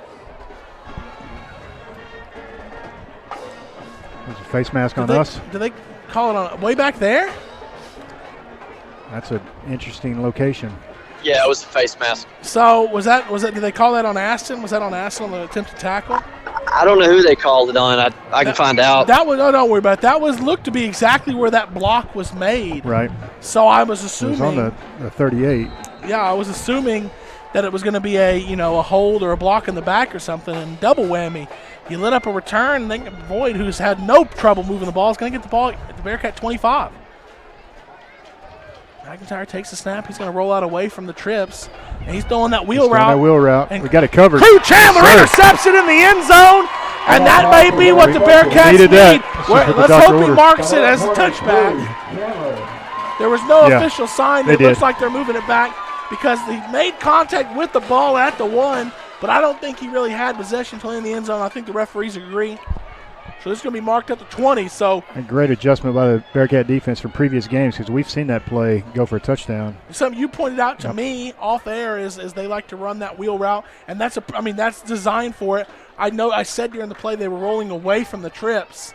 That's to get the eyes that way to let that guy you snuck out run the wheel route, and the Bearcats are ready. Crew Chandler gets the interception, and the offense is going to have one more chance here to one more chance. It's still in the first quarter, but. Another chance to try to answer, get this back to a one-score game. Snap. That's another handoff up the middle for nothing. Be nice to get something going here and keep that momentum going our way. It was a great play by Crew Chandler on that interception, so let's make them pay for it. Yeah, and hey, like I said, if I'm going to have these negative or just basically – even run plays, no yards gain. How can I use that to benefit my team? I can use it to run the clock. And if we're not even going to do that, we need to really start maybe trying to stretch the field vertically. And that's what we're going to do here. Drop back to pass. Crossing route. Slings it down. Aston Kirby's going to make the catch. Unbelievable catch there by Aston Kirby. Yes, sir. At the Bearcat 45-yard line. What effort from him to go get that ball. That's an Irish Real Estate Group first down and a West Heisman Insurance Service big play. I mean, he came sprinting, laid out, caught it, and was able to get it inbounds. Yeah, great job by Wyatt Smith buying a little time with his legs, and he just put it in a spot that only Aston could catch it. Excellent play. 2 receivers right, 2 left. Snap, straight drop, little curl route, and a little confusion who was going to. Aston thought it might come to him. Colin Lynch thought it might go to Aston too, and ended up going whizzing right by them both. Yeah, we had the double curl route here on the short side, and the ball was thrown over Aston's head, so he thought it was for Colin. It might have been too high for even Colin Lynch to catch. So I have never played, shocker to everybody, I've never played quarterback or coached quarterback, but I played a lot of offensive line, and I'm noticing something I'm going to bring up after this play here. Snap, and we're going to roll out and just swing it away. So that was a little play action. In the traditional drop back pass, this offensive line, from what I'm seeing, is doing a pretty good job of creating a traditional pocket. And throughout most of the year, Wyatt Smith has stepped up into that pocket. And what looks like he might be being pressured, when he steps up into the pocket, that's actually where you're like the protection is designed for you to be, and it allows him time to stretch the ball down the field. Most of the year, he's done an excellent job of that. Yeah, tonight there have been a few times where he goes to the back of his drop and never comes back, and that's causing him to be pressured. Right there, stepped into a pocket, delivered a good ball, just a little high and behind Aston Kirby. But that's exactly what we've seen all year right there, where he got to the back of his drop and came into the pocket and delivered. Delivered a better better ball. ball. Absolutely. Yeah. It's just a matter of 45 Case Ferguson for Boyd was kind of in the passing lane, and Aston didn't have a clear view of where that ball was. Ball was pretty much directly over the back part of his helmet. He put one hand up to try to bring it in. Ultimately couldn't bring it in. Going to set up a 4th and 10 at our own 46-yard line. Change the field position game here with a good punt. Wyatt Smith gets off a good punt. But it's going to be caught at the 20, set up for a return. That's LeMasters. Looking for the sideline. He's going to be pushed out at the Boyd Yellowjacket 30. 1:08 left in the first quarter. Boyd 20, Pilot Point 7. Homeland Roofing LLC has been serving the DFW area since 2014 and is a proud sponsor of Bearcats football. Homeland Roofing is a full-service contractor who specializes in storm restoration and provides end-to-end service for all insurance claims. You've had storm damage, you've filed a claim, but have questions about that next step, or you'd like a complimentary inspection, call Homeland Roofing at 469-343-3536, 469-343-3536, or find us on Facebook, Homeland Roofing, Texas. Boyd's first down is going to be a handoff to McClure, and he is going to get Got the edge. And before he's upended by Anderson out there at about nice the 35. Tackle by Gage. So Cooper Locke there had the tackle pushed back, but there was really no one else out there that allowed the running back to kind of run around that block and then really get the edge there. It's a nice tackle by Gage Anderson, though, tackling him low out of the backfield. It's going to be 2nd and 6 here. Another handoff. This is Rosado. And he's not really going to get anywhere. Oh, well, I guess Boyd's moving the line of scrimmage because I thought he was tackled there at the line of scrimmage, but really it was a gain of 2. Alex Puga saw him warming up on the sideline, was able to get back in this game and make that tackle and set up a big 3rd down here. Pilot Point, I think, needs an incompletion or TFL of some sort. And we need to get their offense off the field. Tried to draw us off sides there. Yeah, Ryan Rennie jumped, but he made no contact, got back before the ball was snapped. So Boyd's going to look to the sideline. Got to be disciplined, boys. And they're going to run it to the end of the quarter. So at the end of the first quarter, brought to you by Ernesto's Mexican Restaurant, Boyd 20, Pilot Point 7, with Boyd set up on a 3rd and short at the start of the second quarter. Russell Pelzel with Hometown Pharmacy has built a reputation on providing only excellent service and support to the Pilot Point community. You can depend on Hometown Pharmacy to deliver the best customer service along with a selection of quality healthcare products. When you use Hometown Pharmacy, you will work with a knowledgeable and understanding staff who will help you find the right products and solutions tailored to fit your lifestyle, as well as equipment that will integrate into your daily life. Contact Hometown Pharmacy at 940-686-0123. Independent Financial offers big bank benefits with a hometown feel. Their personalized financial solutions can help turn life's challenges into new opportunities. Independent's business banking is powered for growth, and they support innovation and new ideas. Independent Bank's digital convenience allows you to bank how, when, and where you want. Independent Financial is the premier regional bank with 90-plus locations across Texas and Colorado. Independent Financial. Visit them at ifinancial.com. Independent Financial is a trademark of Independent Bank, member FDIC. And we're back here for the second quarter. Second quarter is brought to you by Pilot Point Community Opera House. And it's going to be 3rd and 3. And it's going to be an end-around reverse. And there's going to be some space there. And that guy can move. Number quick. 2 for Boyd can really run. He's up into that way across the 40 all the way down to the Bearcat 35-yard line. Jake Thomas. He can definitely move. Yeah, Crew Chandler showed he's got some wheels, too, because he ran him down from behind. So Jake Thomas.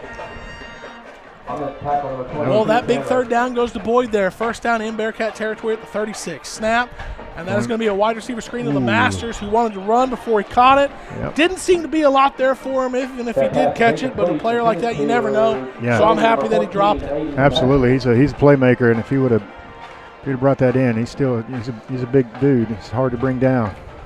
Goalkeeper pool stat sheet check. The Yellowjackets are up to 173 yards of offense so far, to the Bearcats 89. McIntyre did throw the interception to Crew Chandler, which has helped keep this game to where it is, and the Bearcat defense needs another stop here. Bring in a blitz here, getting some pressure in McIntyre's face, housing him to roll left, and we're going to get a 3rd and 10 here. Bring in some pressure there, looking around the field, don't see any Boyd receivers running open. If they want a one-on-one down the field, they have a one-on-one, but he wasn't running open. So good coverage by the secondary, even with the blitz going on the front side of that. Yeah, great job by that Bearcat defensive line getting pressure to him. All right, so here we go. 3rd and 10 at the Bearcat 36. Line to gain will be the 26. Huge play. Bunch right. Watch out for like Masters a diamond up top. trips bunch right. Oh, jeez. Well, free play. Can't stop on it. LeMasters has a chance. Incomplete. Good coverage there by White Smith. But Crew Chandler tried to time didn't quite the snap. time it. Just didn't time it just right, did he?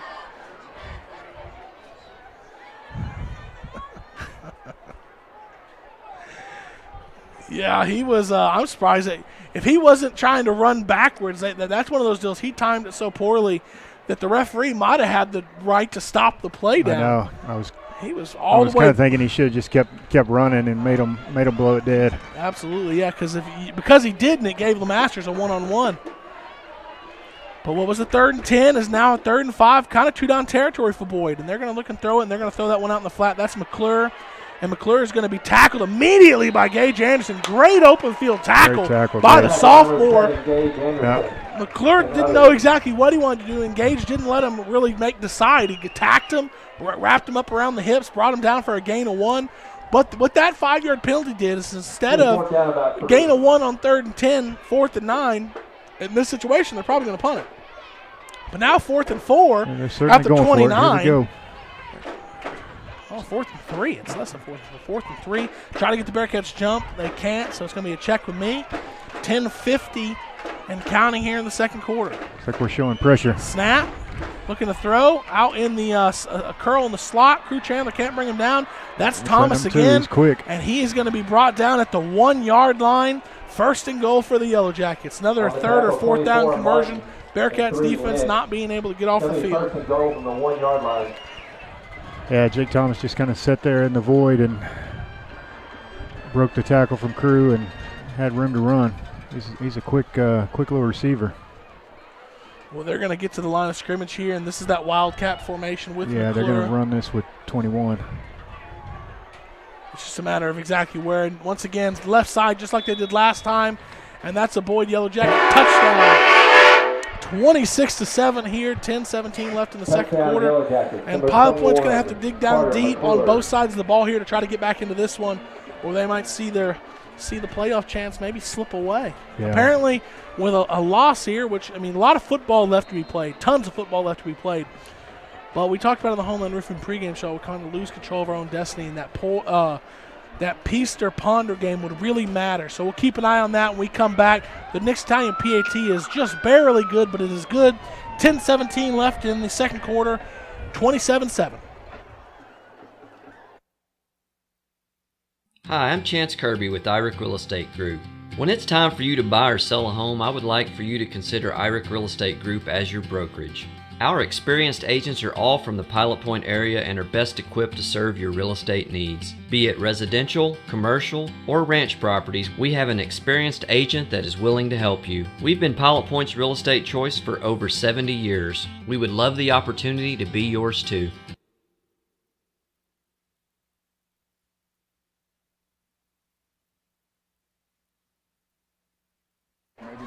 And we're going to come back with a Corner Cafe District score report here and go to that Peaster Ponder game. Yes, sir. Ron, let's see here. Peaster is up 20-7 over Ponder with 10 minutes left in the second quarter. And we've got Brock is up 6-0 over Paradise with 2 minutes 40 seconds left in the second quarter in What's that the score one. of that game? 6-0, Brock's up. Okay, what happened to that the Denton Geyer game last night? I don't want to talk about it. But Denton Geyer won 49-7 over the Allen Eagles. That Denton Geyer team, they got a couple 5-star recruits. Well, this kickoff is going to land on the ground. Somebody's going to have to get it. Ashton Kirby coming back. It's one of those deals where we've talked about it week in and week out. You got to just tell the kickoff return team, everybody, the ball is yours. Go get it. And then once somebody gets the ball, then try to block somebody, because that's the sort of ball that we've not gotten all year. And if Ashton Kirby is in his normal position, which is one of the deep backs, we probably don't get that ball either. The fact that he's on the second level, he made the play on it, but after it hit the ground and took a bad bounce. And if we lose possession there, we're in a world of hurt. We really need to answer right here and stay somewhat connected in this game. get this thing back to 27-14. Yep. Well, the Bearcats are taking the field, need an answer here. You know, this is as bad as we've needed an answer in any game we've had all year. And we're going to go trips right. And delay a game. An advanced vet care penalty, delay a game on the Bearcats. Coming out on a change of possession. You take the field and, okay. It's a tough one. Never understood first play of a possession, first play after a timeout, those sort of things. Trips right, running back right. This is an area we normally like to roll that way, but we're going to be a straight drop back. Here. And here's a man, Colin Lynch. Oh, just at the fingertips, reached all the way out, and he couldn't quite bring it in there. But there it is. That was an opportunity. Stretched the field vertically, had a step, and the ball, I mean, we're talking the difference of 4 inches is that guy's still running. Yeah, and he's my pick to click, Colin Lynch, this week. He was my player to watch, and had a real nice defensive tackle, run down to save a touchdown earlier. Would have been key for him to make that play there. Well, this is another straight drop back. Swing it out to Anderson, who's going to catch it kind of behind him, swings, spin move. And Boyd, I'll tell you what, Boyd has done an excellent job tackling tonight. Yeah. Gage is always shifty. He's always breaking the first tackle. Very rarely is the first man bringing him down, and Boyd's doing a good job of wrapping him up and bringing him down tonight. Yeah, from what little I saw of him, Ryan, on film, 52, Michael Nelson, and 58, Jace Wilder, those guys are tackling machines. The Bearcats find themselves here at third and looks to be 13. And I should probably mention Case Ferguson, 45, their linebacker. He's a hoss. Left. Straight drop back. He steps up into the pocket, evades some pressure, and could have probably got the ball to Colin Lynch there, but just has to dish it away. And it's 4th and 14, and here comes what I imagine would be a punt. Yeah, it's not really a position you want to fake punt here, deep in your own end. Less and less and less I believe in a fake punt because generally your offense is better, to just set up and go for it straight up. That's what I believe. Not right now. But yes, sir, Kano's CrossFit Sideline Mike. You do have your quarterback and receiver, though, out there. Yeah, quarterback is our punter. We got another flag here. Not sure what this one is. We never get the play clock less than 15, and is this our second delay again? Illegal substitution, illegal formation of some sort on the Bearcats, advanced vet care penalty.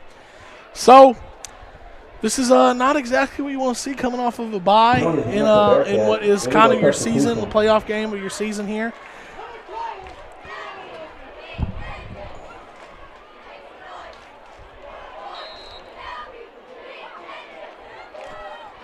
And it's going to be 4th and 19 here.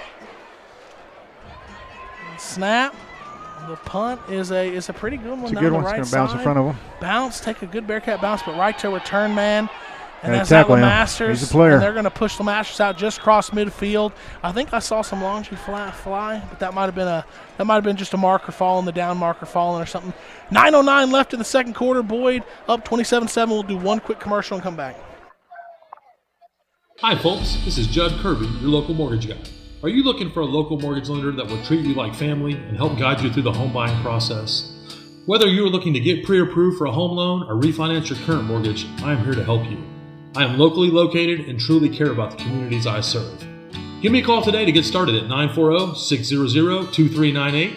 That's 940-600-2398. Whether you're looking to buy or refi, Judd's your guy. 1st and 10 ends up being a 1-yard run for the Yellowjackets. Right into Ryan Riney right there. It was nice. On the tackle. Nice tackle. Manny Segundo. And Manny Segundo was on the tackle as well, it seems. It's going to be 2nd down and 9 for the Yellowjackets. Do a goalkeeper stat sheet check. Let my technology update. Only 91 yards of offense so far for the Bearcats versus the 205 the Ponder Yellowjackets have, along with a 20-point lead. Man, did not expect that coming into this thing. Motion and Rosado out of the backfield, drop back. It's going to be another screen. And that's going to be McClure catches it. And you're not really expecting Big number 56 of the Bearcats, Leo Servin Jr. to catch McClure, and it's going to be another Yellow Jacket first down. Number 21. Yeah, boys doing a good job of executing their offense. They really haven't stretched the field a whole lot. They like to do the middle screens, little flat routes. Yeah, so that was a little slower developing. The difference between the Pilot Point's tunnel screen and the screen Boyd ran for a touchdown earlier was the way it developed. Ooh, this swing pass doesn't develop at all, and Thomas takes a big hit from Gage Anderson. Corner saw it. Anderson saw it right as the ball was being thrown. And number 1, Morgan Kane, who's supposed to block Gage out there, had no chance of putting the block on him. And poor Jake Thomas was upended the moment he caught the ball. Very similar to the screen earlier that Puga caught and was immediately upended from behind. Yeah, and he's slow getting off the field. That was a great read by Gage.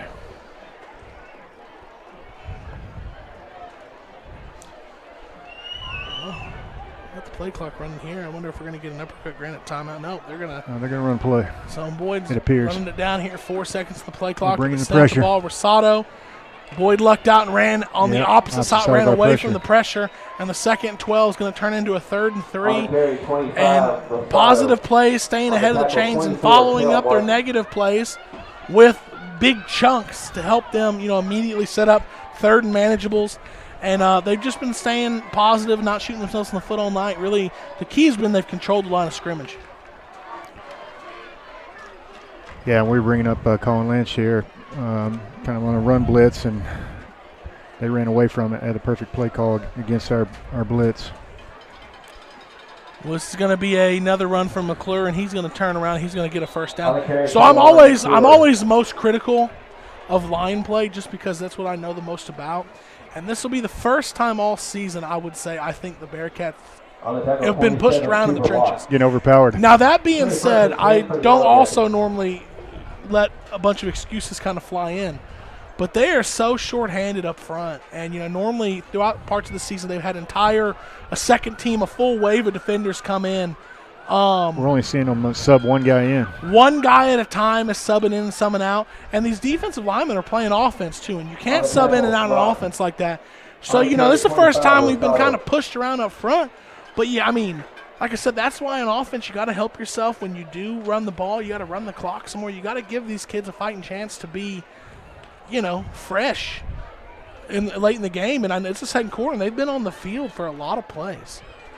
And then you get tired, you lose discipline like this, you jump. This is just what happens when you're – Yeah, when you're tired, physically, then you start making mental mistakes like that.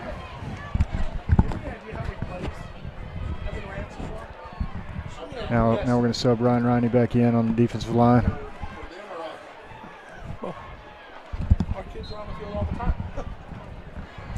Well, that 2nd and 6 false or offsides on the Bearcats. Going to set up a 2nd and 1. Ball's at the 20 line. The gain will be the 19 of the Bearcats.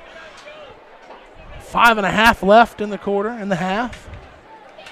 And that snap is going to go right up the middle and not get a lot, but going to get enough for a first down. Yeah, they just keep going back to Carter McClure, number 21, on that little inside handoff to the far side. They're nickel and diming us to death.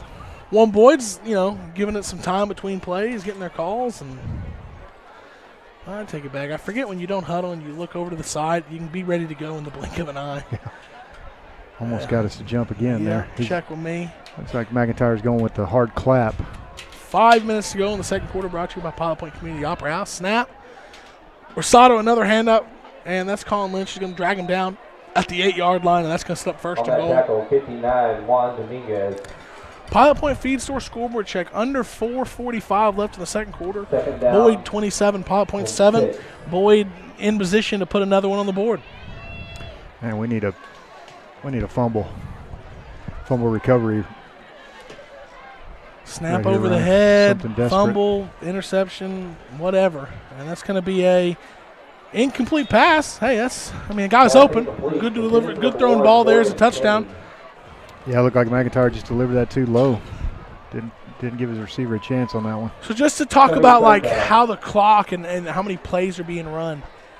50, so unlike a normal high school football game, kids going one way through across the 4 quarters can probably expect through 4 quarters going one way, you can probably expect around the 50-55 play mark in high school football. The Bearcats, because they're going both ways, they don't get the luxury of playing one side. And they've played 55 snaps so far in this half. Already. They've played a game worth of snaps and a half, and it's not even over yet. Snap, thrown, and there it was what we needed almost. Colin Lynch was given a gift. Ball hit him in the face mask, basically. Well, it didn't hit his face, but it hit his hands right in front of his face mask. And then couldn't bring it in, but that's the one we needed. That matches the energy level about what we've seen from everything else so far right there, Just not making plays, and those things snowball. That's an easy easy turn around play. and score here. Well, I think that's where you're at. I think you're at the snowball, right? Because that's a play when the energy level's high and you're in the game. He makes that 10 out of 10 times. But when the energy level is what it is now and it's snowballed the way it is, you're not focused. It's easy to let that ball slip right through. And here we go, 4th and goal. There it is. And there he went again. We got it this is going time. to be intercepted and kind of hurt us there. No, it's going to be a net 0 basically. Colin Lynch hit that one on the run. Crew Chandler. Colin Lynch would have been running, probably not tackled till the 50, but he knocked it up in the air. Crew Chandler gets a second interception of the half, and we'll get one timeout before we come back to the Bearcat drive.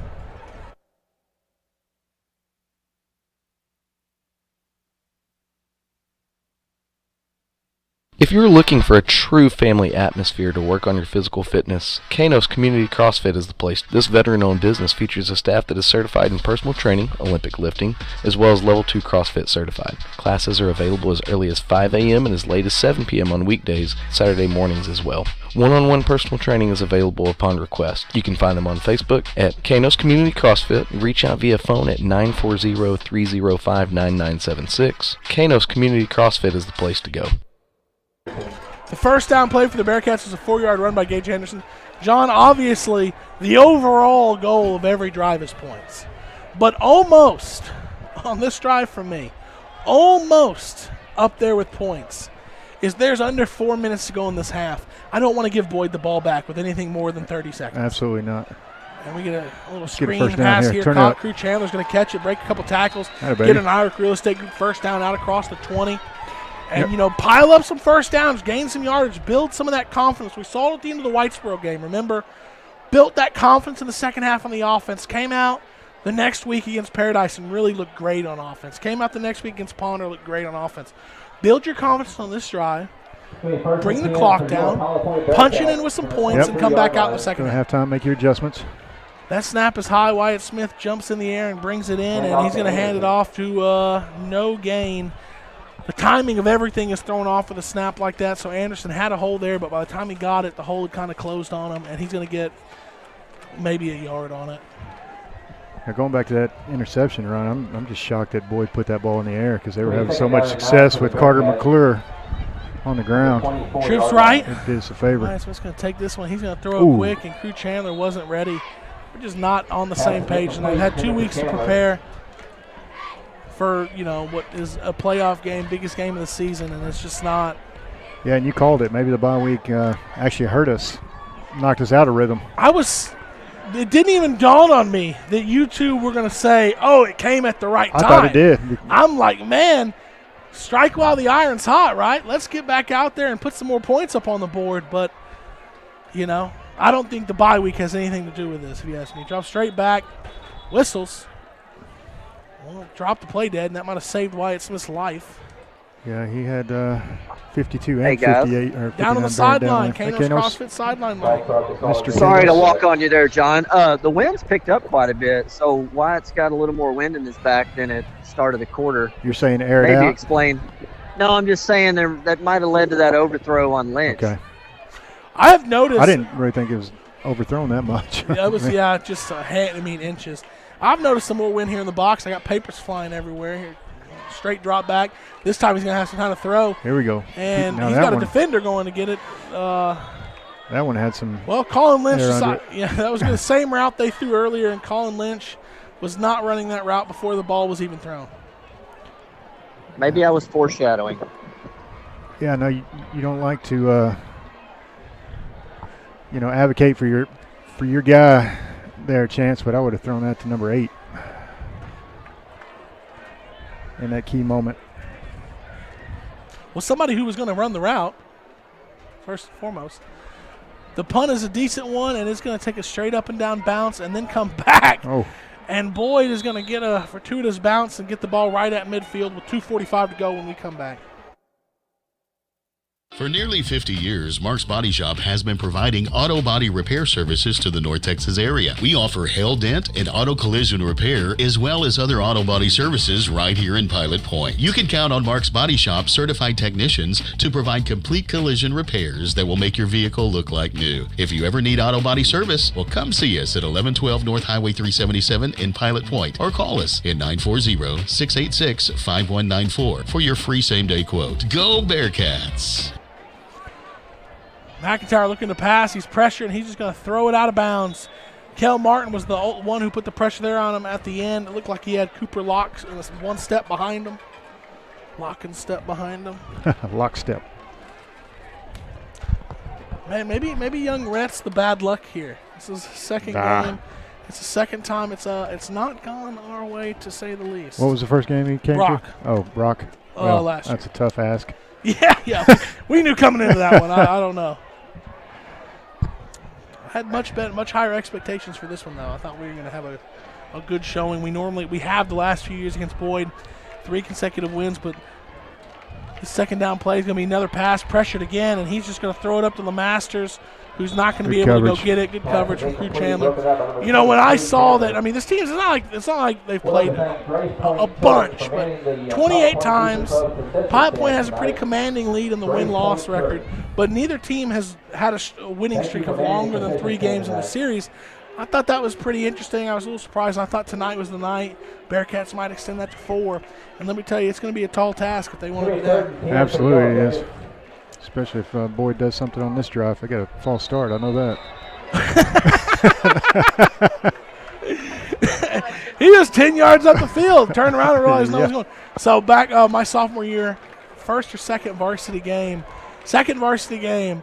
So sophomore, Cam Felt's a sophomore. And Cam Felt's 6'4", and he runs out of the sign well before we're ready.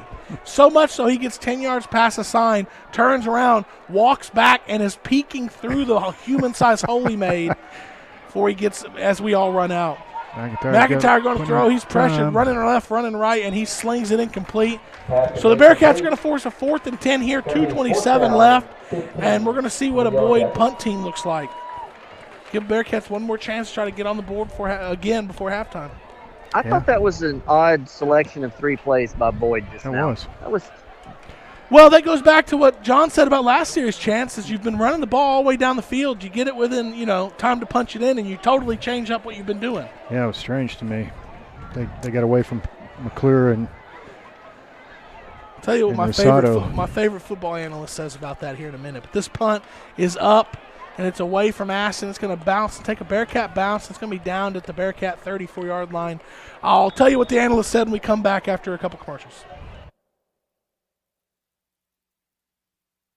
Enjoy that old-time country feel at the Martin General Store, located in downtown Pilot Point on the historic Pilot Point Square. The best way to describe the general store is it has a little bit of everything, from Circle-y candles to specialty jams, dressings, sauces, home decor, kitchen decor, goat's milk soap, jewelry, a large assortment of old-time candy, nostalgic toys and books, pet toys and treats, greeting cards, and gift wrap. She also serves cold drinks, and last but not least, Beth Marie's ice cream. That's Martin General Store, a little bit of everything. And we're back here, snap. It's going to be a handoff to Anderson along the right side. He's going to get pushed forward for about 2 yards. But the great Joel Klatt says that these coaches, these coaches will spend all this time game planning, right? Yeah. They have all these wrinkles, all these cool plays that they want to run, and then they come out and they realize all they have to do is run the ball between the tackles every play. And they get bored of taking a profit, and they think all that time I spent in the garage game planning, I got to put it to use, and then it doesn't work. But it's like, why did you go away from doing what worked? And that seemed to be what has happened in the last 2 drives for Boyd. But the Bearcats seemingly can't make him pay for it, so why not, right? Yeah, maybe some things that they thought were going to be there in the scouting report early that they just, they're not going to get away from. even though they're having a lot of success running the ball between the tackles. We'll see 1:23 left, 20 seconds left on the play clock. This is where 3rd and long, rolling out. Nowhere to go. Nowhere to It's go. on his back foot. This is dangerous. He's going to sail it, incomplete. Had an opportunity on this drive. I mean, obviously you wanted points, so, I mean, you're going for points. But once again, you have an opportunity. We had an opportunity to be out of this half 2 or 3 drives ago, which is ultimately going to run into 10, 15 extra plays that your team's going to run in this half that may have been unnecessary, right? What a difference a year makes. I mean, we had one guy have over 300 yards receiving on this defense last year. Yeah, well, that's a good point. Yep. I mean, I said it in the pregame, the last 3 times we've played, Pilot Point's won by an average of 27 we're going with the fake points. right here, Ryan. There's the fake punt. It's there. Aston's going to make it's the there. catch. Let's go. And he breaks a tackle. That's what we needed. And, hey, pulling Get in it there. out at the end. And Aston Kirby, who else? Who else? I mean, really, 66-yard touchdown for Aston Kirby on the fake punt. And as we're here talking about low energy. Yeah, hey. And that woke everybody up. Well, what's going on? Who are these? Why is this happening? We go fake punt, 66-yard touchdown, and forget everything I said earlier. That was a shot of caffeine we needed. Right? Just earlier talking about not liking fake punts, and we go 66 yards down the sideline. Aston, my goodness. To Chance's point, though, our quarterback's our punter. It's a good weapon to have. And then one of our gunners is our best receiver. There it is. And, man, just the toughness he runs with after the catch, right? 3 opportunities to make a tackle on him, and none of them could do it. Snap, hold. The kick is up and good. The Nick's Italian PAT is through. 1 minute left in the second quarter, brought to you by Pilot Point Community Opera House. Boyd 27, Pilot Point 14. We needed that. Pilot Point Bearcats, this is Chris Todd, one of the pastors at Midway Church on 377, located between Pilot Point and Aubrey. And I just wanted to invite you and your family to come join us at Midway, where you can expect to be welcomed, be encouraged, and to be loved. We meet every Sunday at 9:30 or 11 a.m. and have special services for your kids Wednesdays at 6:30 p.m. We exist to help people live fully for God. And if you want to find out more info on what we're all about, you can always visit midwaychurch.org. Go Bearcats! Hey Bearcat fans, this is Coach Marsh. I know that whenever practice is over and I get home late, the first place I think of is Nick's Italian. You can go to Nick's Italian or you can call it at 940-686-2520. You get great quality food at a great price, not to mention the friendly service that you receive from Nick and his staff. Next time you're hungry and you don't feel like dragging out all those pots and pans and trying to cook for a family of 6, call Nick's Italian and they'll take care of you. Support a veteran-owned business in Nick's Italian. Go Bearcats. Southern Junkie kick is off, and it's a good one. Nice kick. And it's going to be a touchback. Elias Leos kicked it. It hit the ground at the 1 and rolls through the back of the end zone for a touchback. So this Bearcat defense has 1 minute to defend this Boyd Yellowjacket offense and get into the half. And we talked about the personality of this team all season. This team has fought to the very end. Great energy level, not getting too high up when things are good, not getting too low down when things are low. And the energy we've seen in the first half has not been what we're accustomed to. But that shot in the arm right there and maybe a stop on this drive, getting into halftime down 2 scores, that could be the recipe to having a good second half. And that continues at a 1-yard gain there on first down. It's like Terry Slay on a Tuesday night, got the pellet implants for that low T. Shot of energy right there. That's what we needed. Yeah, hook them up, do like a pellet bar in the locker room, whatever we need to do. Whatever it takes. 33 seconds, so it looks like, Boyd's happy with what they've got going on. It looks they maybe run one more play here. Bearcats need to make a tackle. Now, false start there. That was LeMasters, and that was just going to be another run up the middle. So that's signaling to me Boyd is ready to get this into the half where they get the ball to start the second half. Imagine what different outlook that touchdown would have been if Pilot Point gets the ball to start the second half, right? Down 2 scores to get the ball to start the second half. But now Boyd doesn't have to actually snap the ball because the penalty, play clock has more time on it than the game clock. And I think that's going to do it for the second quarter, brought to you by Pilot Point Community Opera House. At the end of one half here at Massey Stadium on homecoming, Boyd 27, Pilot Point 14. We'll be back for the second half.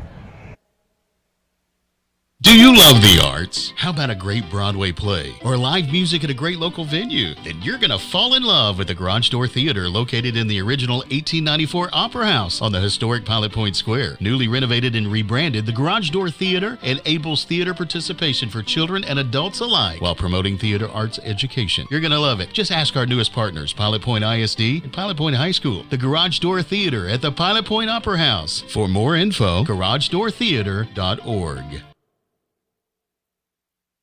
Meet Josh. Hi, everybody. Josh is a high school basketball player, solid shooter, great teammate. Hey, don't forget my tenacious D. And he's my son. Oh. So, what does Josh do to be the best basketball player he can be? I play tennis. Studies show that student athletes here in Texas who play more than one high school sport are more likely to excel. Tennis does more than improve Josh's conditioning. It gives him a fresh competitive outlet, reduces the risk of injury by cross-training, and introduces him to different coaching techniques and new friends. Don't get me wrong, hoops are my first love. Tennis just gives me a little break. So when the new season begins, Josh isn't burned out on basketball. He's eager to play, and you can see the difference in his game. This message presented by the Texas University Interscholastic League and the Texas High School Athletic Directors Association. This is what matters. This is beyond X's and O's. This is the difference mutual respect makes. This is what character looks like. This is what defines us in Texas. This is sportsmanship. School sports. It's not the outcome that matters most, but the way the games are played. This message presented by the Texas University Interscholastic League and the Texas High School Athletic Directors Association.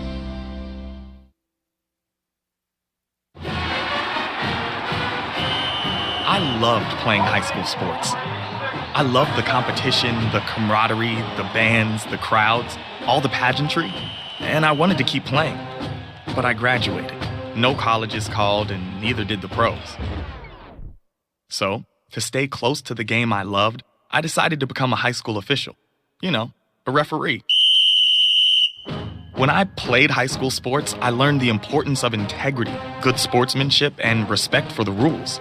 Now, as a high school official, I get to help model these same values to others. Maybe the colleges and the pros didn't call, but the kids in Texas did. And now, I'm enjoying the competition, the camaraderie, the bands, the crowds, and all the pageantry of high school sports all over again. Interested in becoming a licensed high school official? Go to highschoolofficials.com to learn more and begin the application process. Looking for future leaders we can trust and believe in? Look no further than the high school student athletes right here in Texas. High school sports teach young people how to be effective leaders. It begins by making their grades and being on time for practice. It includes learning to listen, following directions, accepting responsibility, being a good role model. And it's about respect for officials, opponents, the rules, and each other. The result? It transcends sports. It gives us hope for the future. High school sports. There's so much more than just a game. This message presented by the Texas University Interscholastic League and the Texas High School Athletic Directors Association.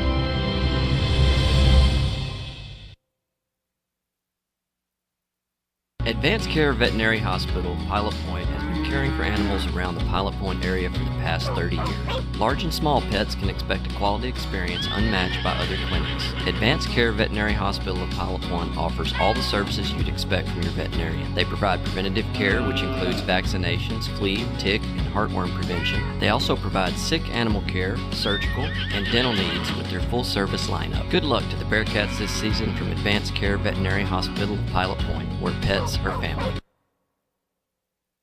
Do you love the arts? How about a great Broadway play or live music at a great local venue? Then you're going to fall in love with the Garage Door Theater, located in the original 1894 Opera House on the historic Pilot Point Square. Newly renovated and rebranded, the Garage Door Theater enables theater participation for children and adults alike while promoting theater arts education. You're going to love it. Just ask our newest partners, Pilot Point ISD and Pilot Point High School. The Garage Door Theater at the Pilot Point Opera House. For more info, garagedoortheater.org.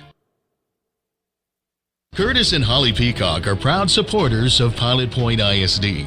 They would like to wish everyone a great 2022-23 school year and encourage them to continue making our community proud. The success of our school district is a true reflection of the quality students, teachers, and administrators we have in Pilot Point. And as always, it's a great day to be a Pilot Point Bearcat. Hi, I'm Greg Pelzel. Here at Pelzel Printing, we do custom embroidery, custom screen printing, and promotional product. You can reach Greg Pelzel at 940-453-5443. Go Bearcats. Point Bank proudly supports the 2022 Pilot Point Bearcats football team. Open your real free checking account with Point Bank and show off your Bearcat pride with a Point Bank school logo debit card. Additionally, Point Bank is now offering credit cards. Choose your premier rate or rewards and enjoy metal cards with one of the lowest rates in the market, along with in-branch servicing for your convenience. Subject to credit approval. Visit pointbank.com for details. Point Bank. Your neighbors love us. You will too. Member FDIC.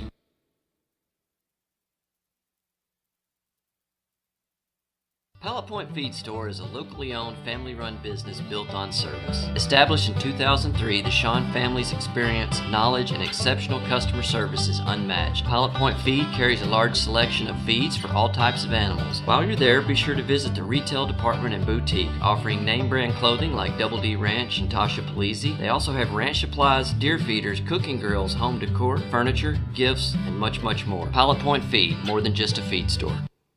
Whether it's for work or play, your diesel truck needs to perform. R&M Garage is your one-stop shop for all diesel repair and maintenance needs. R&M technicians are certified with over 40 years experience working on diesel engines just like yours. Don't go to that high-priced dealership. They may not even have the knowledge to make your repairs. Call R&M Garage. They've been repairing diesel engines right here in Pilot Point for over 14 years. That's R&M Garage at 254-354-3353. The National Fellowship of Raceway Ministries provides Christian outreach for auto racing all across the United States at dirt tracks, short tracks, and racing venues that include NASCAR, IndyCar, and ARCA racing, and many other series.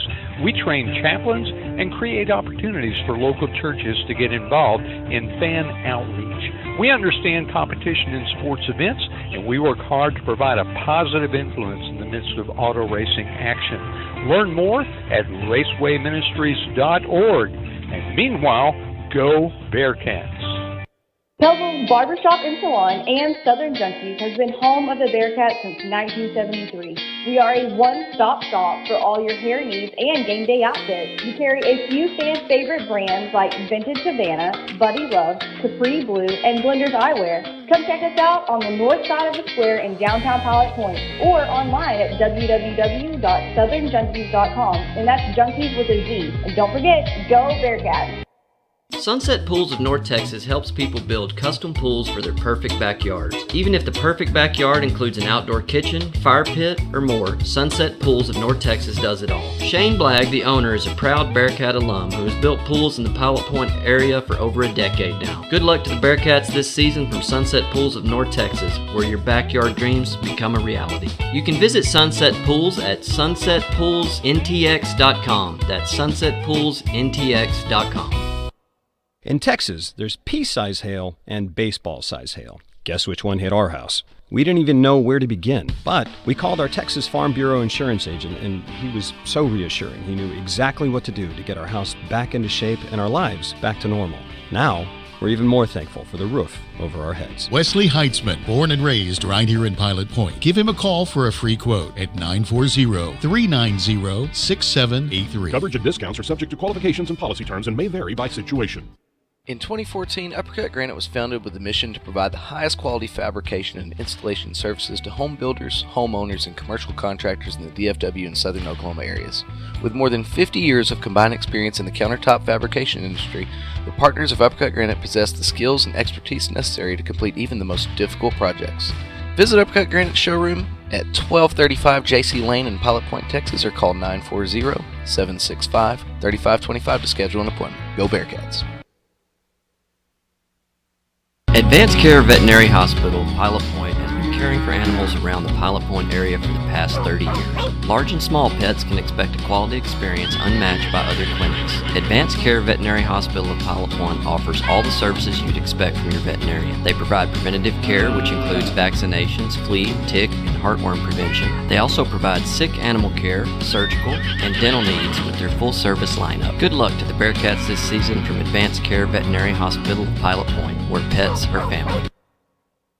For the best Mexican food experience, visit Uncle Beto's Mexican Restaurant on the corner of Liberty Street and Highway 377 in Pilot Point. Uncle Beto's offers the freshest and most authentic flavors that you can only find in the best Mexican cuisine. Dine in, or if you prefer curbside service, call Uncle Beto's at 940-686-0143 and order your food to go. Be sure to make Uncle Beto's a part of your game night routine either before the game or up until 10 p.m. on game night.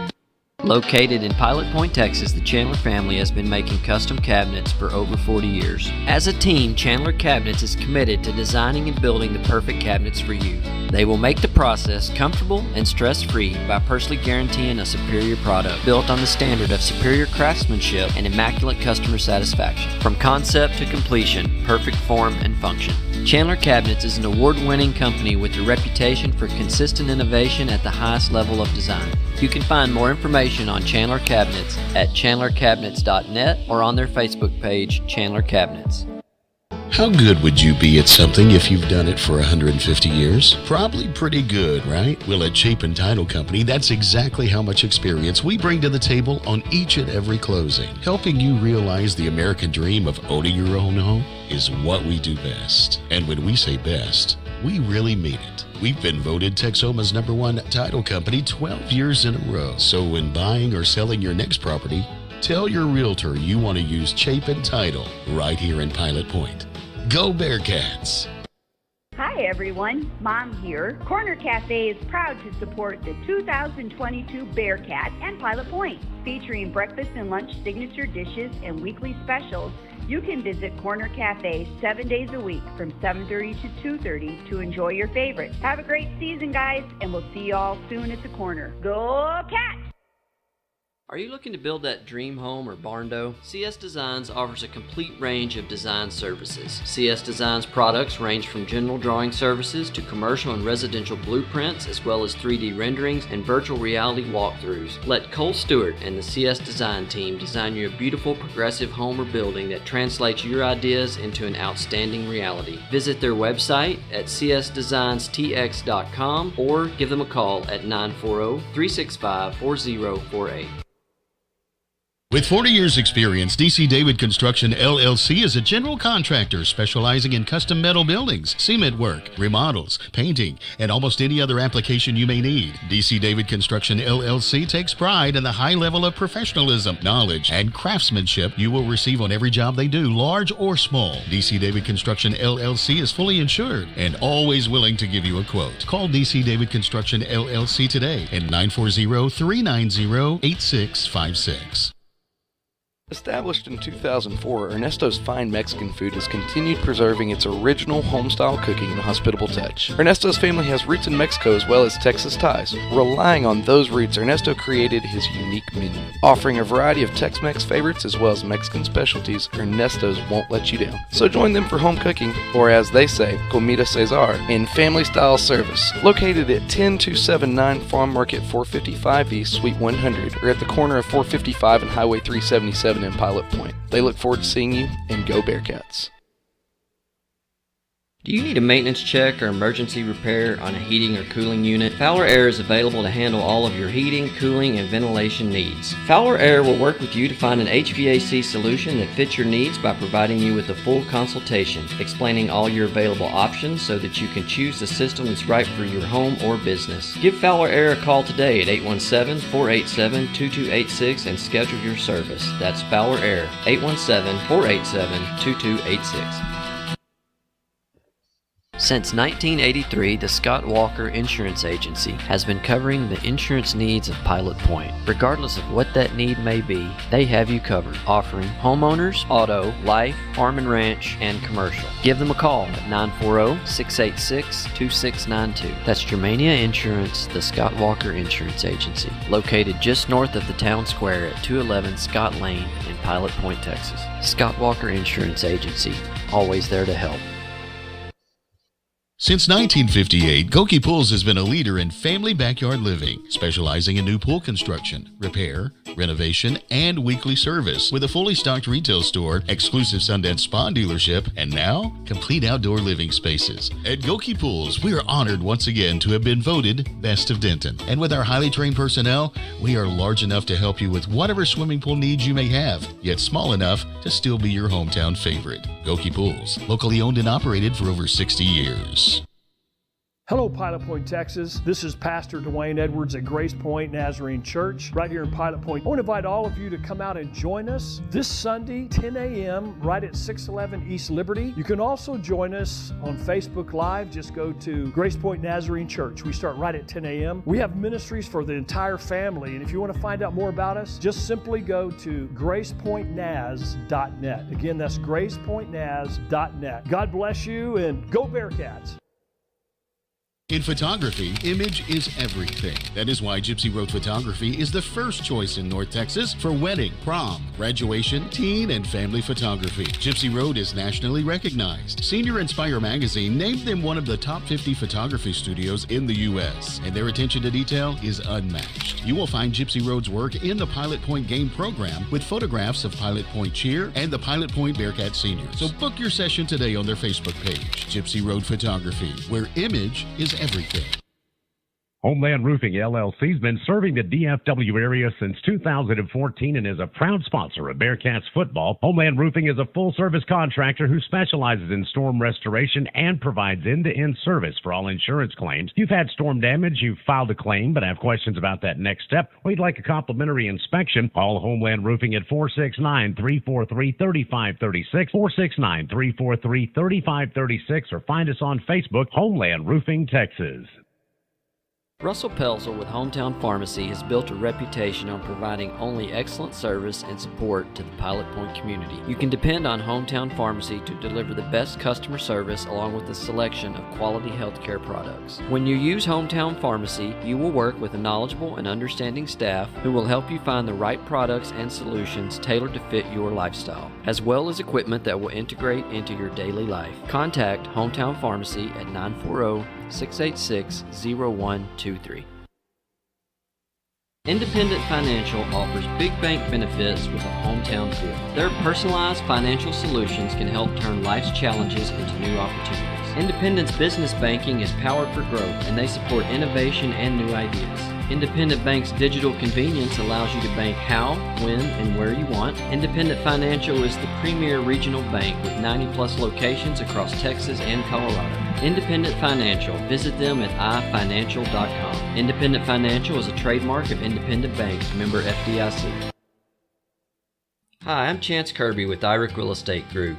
When it's time for you to buy or sell a home, I would like for you to consider IRIC Real Estate Group as your brokerage.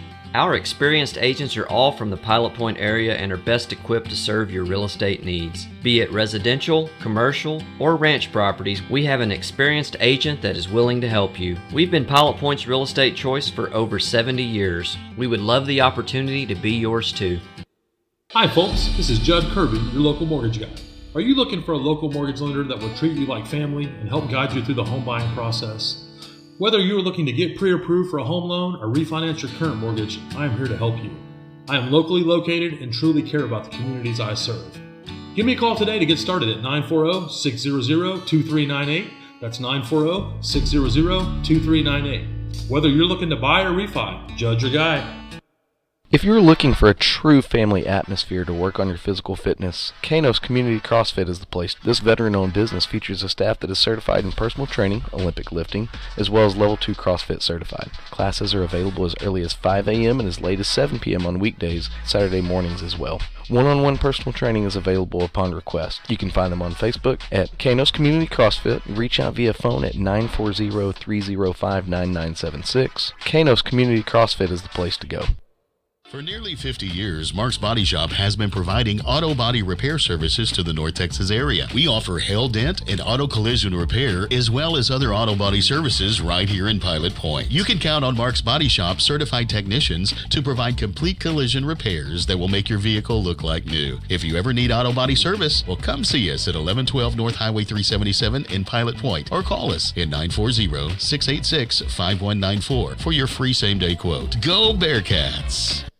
Enjoy that old-time country feel at the Martin General Store, located in downtown Pilot Point on the historic Pilot Point Square. The best way to describe the general store is it has a little bit of everything, from circle-y candles to specialty jams, dressings, sauces, home decor, kitchen decor, goat's milk soap, jewelry, a large assortment of old-time candy, nostalgic toys and books, pet toys and treats, greeting cards, and gift wrap. She also serves cold drinks, and last but not least, Beth Marie's ice cream. That's Martin General Store, a little bit of everything. Pilot Point Bearcats, this is Chris Todd, one of the pastors at Midway Church on 377, located between Pilot Point and Aubrey. And I just wanted to invite you and your family to come join us at Midway, where you can expect to be welcomed, be encouraged, and to be loved. We meet every Sunday at 9:30 or 11 a.m. and have special services for your kids Wednesdays at 6:30 p.m. We exist to help people live fully for God. And if you want to find out more info on what we're all about, you can always visit midwaychurch.org. Go Bearcats! Hey Bearcat fans, this is Coach Marsh. I know that whenever practice is over and I get home late, the first place I think of is Nick's Italian. You can go to Nick's Italian, or you can call it at 940-686-2520. You get great quality food at a great price, not to mention the friendly service that you receive from Nick and his staff. Next time you're hungry and you don't feel like dragging out all those pots and pans and trying to cook for a family of 6, call Nick's Italian and they'll take care of you. Support a veteran-owned business in Nick's Italian. Go Bearcats. Meet Josh. Hi, everybody. Josh is a high school basketball player, solid shooter, great teammate. Hey, don't forget my tenacious D. And he's my son. Oh. So, what does Josh do to be the best basketball player he can be? I play tennis.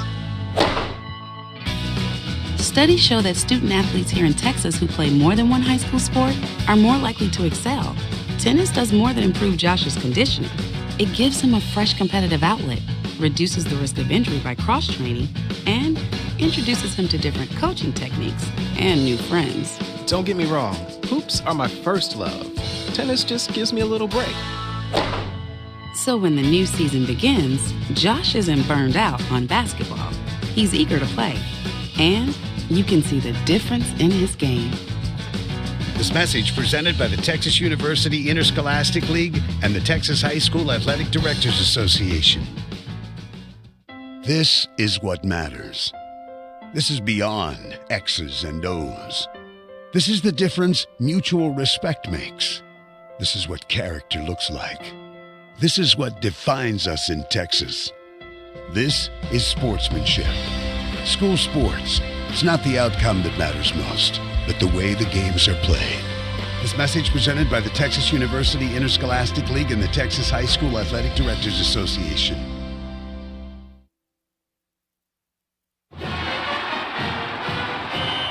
I loved playing high school sports. I loved the competition, the camaraderie, the bands, the crowds, all the pageantry, and I wanted to keep playing. But I graduated. No colleges called, and neither did the pros. So, to stay close to the game I loved, I decided to become a high school official. You know, a referee. When I played high school sports, I learned the importance of integrity, good sportsmanship, and respect for the rules. Now, as a high school official, I get to help model these same values to others. Maybe the colleges and the pros didn't call, but the kids in Texas did. And now, I'm enjoying the competition, the camaraderie, the bands, the crowds, and all the pageantry of high school sports all over again. Interested in becoming a licensed high school official? Go to highschoolofficials.com to learn more and begin the application process. Looking for future leaders we can trust and believe in? Look no further than the high school student athletes right here in Texas. High school sports teach young people how to be effective leaders. It begins by making their grades and being on time for practice. It includes learning to listen, following directions, accepting responsibility, being a good role model. And it's about respect for officials, opponents, the rules, and each other. The result? It transcends sports. It gives us hope for the future. High school sports. There's so much more than just a game. This message presented by the Texas University Interscholastic League and the Texas High School Athletic Directors Association.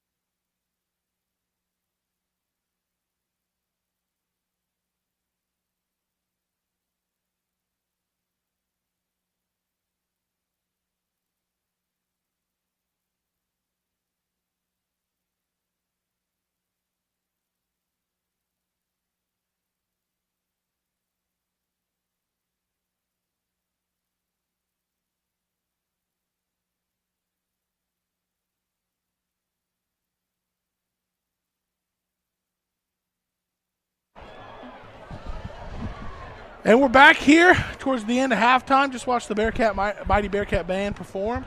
Got all ones in their recent performances, and moving on to area. Their area contest is tomorrow. I didn't quite catch exactly where. Did y'all hear where? At C.H. Collins? It's going to be at C.H. Collins tomorrow, the area contest. So any of you Bearcat fans out there, support the band. Get out to C.H. Collins tomorrow. Watch them march at the area contest. Mighty Bearcat Band is always fun. I enjoy watching them. But now, before we get to the second half here, let's get a Corner Cafe District Score Report. Yes, sir, Ryan. We got Peaster is taking care of business against Ponder. It's 41-21. Peaster over Ponder at halftime. And then Brock is in kind of a close game there against Paradise. Brock is winning 12-0 with 8 minutes left in the third quarter. Also want to shout out the Munster Hornets. They're winning the Kraut Bowl 28-17 over the Lindsay Knights, and with 11 minutes left in the fourth quarter there. Well, aren't they lucky? Yeah. Well into the fourth quarter. Yeah, they run that power football over there. They run the ball a little bit more. Yep, so we're going to get ready for the Southern Junkie kickoff here, and I have one major question, and that is, what is the energy level going to be for the second half here? Because I can tell you the characteristic of this football team through the first big part of the season. High energy. They don't quit. And you joked a little bit ago about, their helmets is built different on the back, making one of them say grit. Because this team is gritty and they fight. And we didn't see the fight in the first half. We got Timmy Trumpets. We got Timmy Trumpets maybe here to close this one out and really bring us some fight here in the second half. So Leos has it teed up. Now the Southern Junkie kickoff is high floater fielded at the 31. And that's Patton again, who caught the ball on a sprint, got up a few yards, and before he was tackled. And we have a lineman covering the kick there who's a little banged up. So hopefully he'll be back out there pretty quick. It looked like Leo Servin Jr. with a big hit there. Shoulder issue of some sort. Hopefully he gets this straightened out real quick because he's got to be out there on the offensive line too. Yeah, we cannot afford anybody to be out. Yeah, especially the big guys. And Leo has been pretty big on the defensive side too this season. So first down here for the Yellowjackets. Got away from the run game in the second quarter, and they go right to Rosado here to start the second half. And he gets a big gain, around 15, 16 yards. And the wind has definitely picked up here at Old Massey. Got some. And Rosado showed fresh legs already, and that's the play I think that Boyd's going to go to quite often in the second half, Ryan. So here, 1st and 10 at the Bearcat 42-yard line. It's going to be another run this way to McClure. Same play, left side. Not much running room to be had there. Goalkeeper stat sheet check. Just shy of, well, kind of a little different than what I remember. Okay, there we go, updated. 257 yards of offense by the Boyd Yellowjackets in the first half to only 174 from the Bearcats. But the Bearcats, that 174, have a 48-yard touchdown and a 66-yard touchdown. So there alone, that's well over 100 yards. So outside of those two big plays, really not a whole lot going on by the offense. And this second down pass is incomplete, and it's going to set up a 3rd and 8. Ball is at the 40, and the line to gain will be the Bearcat 32. So where's the fight? What's the fight? What's the energy level at? This third down play here is going to show us. Yeah, we're going to find out. And Bearcats did a good job on first down, stopping that little power sweep to this side, put them in a passing situation, and got an incomplete pass there on second down. So but they go back to the air. We'll see. Incomplete or tackle for loss, I anticipate a punt, but if they get a good chunk here, definitely could be 4-down territory. Snap. Some stunting up front, but no real pressure. A deep out route caught there by Thomas for a first down. Jake Thomas there with the catch. Needed 8, got about 10.5 there on that deep out. Good thrown ball by McIntyre. Yeah, McIntyre's just had plenty of time to sit back there and make throws and make reads. I'd like to see us get some bit more pressure on him here in the second half. This little trips bunch formation to the right side of the offense. Yeah, we're overloading that side. Looks like we know that they're going to do the little sweep handoff to that side. We'll see. That's exactly what we did. Ryan Riney come right through, couldn't make the tackle, but big Manny Segundo was there helping him finish it off. Yeah, along with another lineman down there. I believe that might be 58 for the Bearcats, helped him out. Yeah, but Ryan Riney getting that pressure really stopped the running back in the backfield. Maybe that was 56, Leo Severn Jr. back on the field there to help make that tackle. Snap. It's going to hand off left side. Bearcats holding the line a little bit better there. 1 yard on that carry. Or no, wait, it was behind the line, so it was 3 yards on that. Going to set up a 3rd and 9. This front by the Bearcats is not getting pushed around quite like they were early in the entire first half, really. Yeah, so this is where I'd like to see us dial up some kind of blitz, something to. This is only the second time we've seen an empty formation here. So, and last time we blitzed it, and they ran the screen to LeMasters. Throw it to LeMasters here. So, maybe there it is. They are. They were setting it up. They set it up both sides, and ultimately incomplete. And it's going to be 4th and 9, kind of no man land here. So this is, I imagine, going to be Boyd going for it. Yeah, we really got to shadow 14 LeMasters. He's their guy. Number two also super quick. Yep. Jake Thomas. So they had that set up on both sides. They ran it away from LeMasters, tried to catch us off guard. Incomplete, 4th down, drop back to pass from McIntyre. Has some time, roll out route. Ryan's going to try to provide some pressure. Going deep down, good and it defense. is 2 defenders there for the Bearcats knocking it down. Crew Chandler and Wyatt Smith in the Bearcat defense forces a stop. There you go. And we have a chance, guys. We have a chance to make this a 1-score game here. And when that happens, if that happens, we have a whole different ball game here. Yes, sir. Kel Martin's coming off the field with energy, so maybe this is the shot in the arm we need it here, Ryan. If we can punch this thing in the end zone, we got ourselves a ball game. Yeah, so I don't know if Scoops can verify this, but before we went out there for the opening kick, I saw a little bit of energy down there on the sideline, everybody trying to get each other hyped up a little. Maybe that's like, this is it, this is the last hurrah, like, try some energy here, and it seemed to work.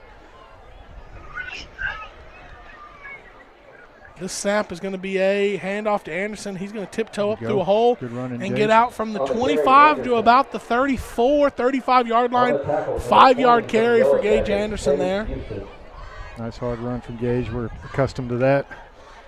Not a whole lot of running room for him today. Only 19 yards rushing on 10 carries for him. But they're going to be a pass, and it's going to be a slant. You got a whistle. The whistle's there, so some sort of pre-snap motion penalty on the Bearcats.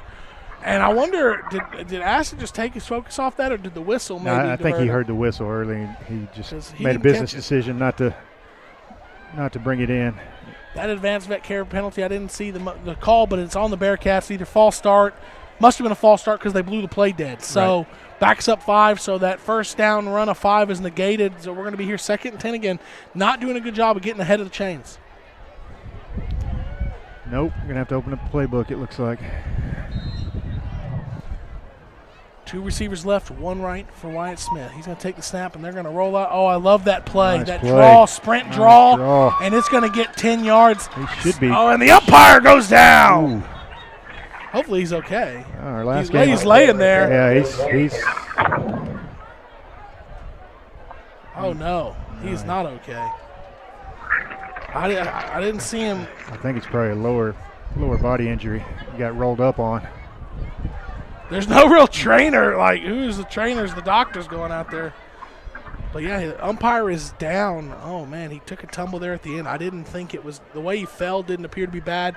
But it must have been the way they rolled up on his leg was the problem. I was afraid of, sometimes you fall down on the turf, hit your head, can cause a concussion. It didn't seem to be a violent fall, but the pile was right there around his ankles. So he's going to take a moment. Hey, guys. Yes. I'll vouch for that surgeon. That's the guy that pieced Aston back together about a year ago. So. Oh, the fellow that's out there in the jeans and the short sleeve T-shirt? He's trustworthy. If you want somebody looking at you on the field, that's your man. Well, he's out there, and it's a lower body issue, so hopefully they can get it back going pretty quick. So a little story about that sprint draw play. That play is great to run against aggressive defenses, especially aggressive fronts and linebackers who like to really run. Yeah, they run the lane. So the state championship week, that's all coaches talked about is how quick and how aggressive the defense was. And I walked into Coach Huff's office with the dry erase marker drew the play up and said, I think we should run this play. And, of course, it was Wednesday. The whole game plan had been installed already. And he's like, Ryan, that's a great play. It's Wednesday. We can't put it in. Like, we love it, but it's just too late. But I've always loved that play. And it was we ran it a lot more last year with Ish Harris, if you remember. We would bust that play out periodically because I know I told that story before on the air. And there it was. First time I've seen it this year, the sprint draw. So you roll. The Bearcats love to roll out. So they roll out. The running back runs that way like he's in pass protection, then plants the foot and comes back underneath to get the hands off. Coach Marsh pulling double duty, triple duty out here. Helps us with the broadcast, coaches the offense, driving the golf cart. He's going on Marshawn Lynch over here. You got to be careful. Yeah, he was just slinging it around, wasn't he? Had that thing in reverse. He needs to check his golf cart license because that was dangerous. But headset's back on, ready to relay signal in the offense. He double parked. It's okay. We'll give valet take care of that. Yeah, double parked to say the least. Here we go, 1st and 10 for the Bearcats. Strip drop back to pass. Oh, double move. Oh. Well, that was an egregious pass interference that nobody saw. Wyatt Smith had to tuck it, and he got 4 yards out of it. But, geez, Louise. On the tackle, number 62. Double move there. They were used to us running that little short curl. Aston run the curl. The defender come up hot on it, and when Aston tried to take it upfield, they just corner ran right smack into him. Yeah, Wyatt had pressure. He couldn't get rid of it. Wyatt Smith is going to keep this one. Might have been better served giving that one of the few one of the few reads that I've seen him not make. 3rd and 5. They're having trouble getting to the backers on this outside run game. Got tired offensive linemen, though, man. They're out there playing north of 60 snaps. Most of them, get a break here and there on defense, but, like I said, north of 60 snaps or so. It's asking a lot. And especially when half those are, or more than half those are defensive snaps. Snap. Quick slant. Aston Kirby's going to catch it. That's more than enough for an Iowa Real Estate Group first down across the 50-yard line. The Bearcats on the drive trying to make this a one-possession game, and they kind of have one. I feel like they have one successful play, and that's whatever play they get the ball to Aston Kirby. Yeah, get the ball in number 8's hands. Mississippi Mudflap. It comes through for you. The wind's not going to slow him down. Well, this is going to be a run. Anderson's going to try to get the outside. He makes a man miss. Let's go, Gage. 30. He's going to get pushed out inside the 25 all the way down to the 21. Excellent run there by Gage Anderson. That probably is doubled up on his total for the whole game. He had only like 19 yards before that carry, and that carry was for 28 and an Iowa Real Estate Group first down. 7:41 and counting here in the third quarter. And the Bearcats approaching the point bank red zone. Haven't been in the point bank red zone tonight because both touchdowns were 48 and 66 yards. Like we're about half a football short of the point bank red zone. Snap. And this will be another dance with the one that brung you. He's going to get down to the 12, and he sure is dancing. That's going to get us in the point bank red zone and set up a 2nd and 2. So really starting to get going there. Establishing the run game.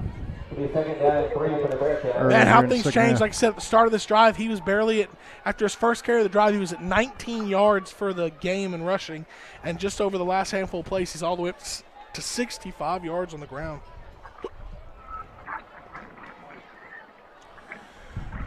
And this is going to be a read by Wyatt Smith. Oh, we got and a whistle. another. That guy's like another the furthest. False start. I mean, he's on the line. The line judge on the visiting side is calling these. I mean, I'm sure he has just as good a view as anybody. I'm not seeing the pre-snap motion, but also the receiver is not quite in my line of vision, so it may be way out there. Yeah.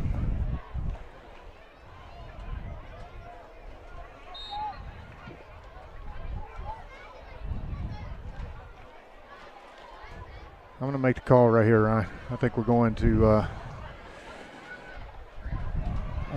Aston Kirby. 2nd and 8 from the 18. For a touchdown. Snap. Nope. Well, Anderson's going to try to get away, and he can't get out of the sure tackle by number 45 there. Case Ferguson, one of the guys that you said was a really true tackler, and that is a TFL there, 2-yard loss. So combined with the false start, the 2-yard loss, lost 7 yards. Between what should have been 2nd and 3 is now 3rd and 10. Yeah, we really got to come away with some points on this drive, and ideally got to get 6. Absolutely. 3rd and 10 here from the 20. Roll out left. Wyatt's looking downfield, making some evading pressure, and he is going to get the ball, and it's going to be caught just at the line of scrimmage. All for naught, though. Jesse Rangel checking in with a catch, but no yard on it, so it's going to be 4th and 10, ball's at the 20. This will be about a 38-yarder, so we've seen it's well in Elias Lewis's range. But from what Chance was saying in the first half, I believe this is into the wind. Yeah. Because he was, and look at the flags. Look at the flag. And the wind, this will be a tough one. Literally directly into the wind. Yeah, this will be a tough ask. The wind is definitely was down out in the stands at halftime, and it was windy. Yeah, I think we're better off going for it. Oh, this is big then. This is big. We've said it all year, getting behind the chains, penalties, TFLs, that's what kills drives, and it's put us in a real tough 4th and 10 here. And it's going to be play action rollout. Looking down the field, throws it to his man. Aston Kirby goes up and he gets it. And it's going to be marked at the 11. It's going to need a measure. Oh, they're calling it a turnover on downs. The line the game was the 10. Wow. And he marks the catch at 11. I'm going to use technology here. Oh, and the camera just doesn't. The banner across the bottom robs me of being able to see exactly where it came down. Shout out Nick's Italian. Excellent. Fine Mexican food. Excellent. Grace Point, throw. Nazarene Church. Even better catch. And it came down. I can't tell you if the spot was good or was perfect or not. It was close. Boyd was pretty adamant that he didn't make it. It was, yeah. But snap. Wildcat McClure is going to try to get the right sideline, and he's going to get upended at the 20. And this is kind of what we talked about, Boyd getting away at the end of the first half from what was really working for him. First half of this drive, they were getting back to a regular running game, but this Wildcat we've kind of had no answer for so far. Yeah, and they've only used it up to this point down around the goal line, but that was unique coming out first down and using it. Well, they're going right back to it.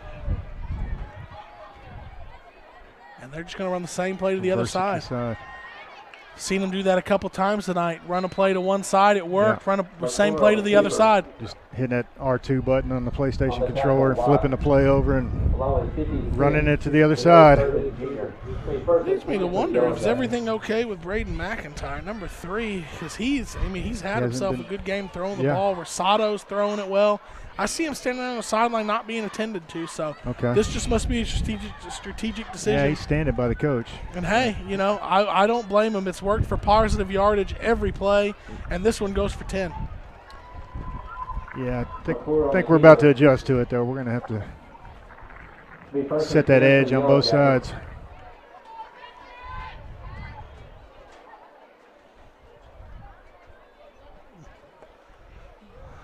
Still, so far, it looks like they're going to go Wildcat again.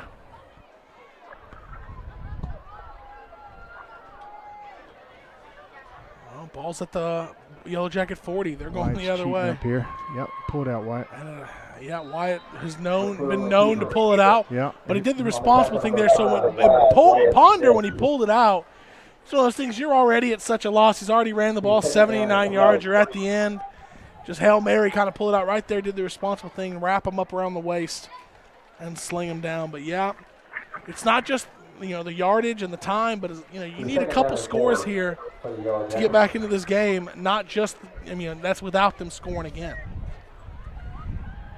They haven't shown that they can pass with this guy at quarterback, though, so we got to load up against the run. Hey, this is literally the first time. There we go. We got a good stop what's there. The steal with the spot? Yeah, the guy on our side just moved over 2 yards. Oh, Lee, that looked like he maybe got a half a yard out of it, and they gave him a full 2. Made 3rd down and 2. Oh, man. That was in Boyd's favor. I'm just to watch the replay, definitely an extra yard at the very least. Snap. Okay, a handoff. I thought looked like McClure. No, that was McIntyre. McIntyre looked like the ball may have just dropped to the ground there, but it did not. It's going to be 4th and 1 here.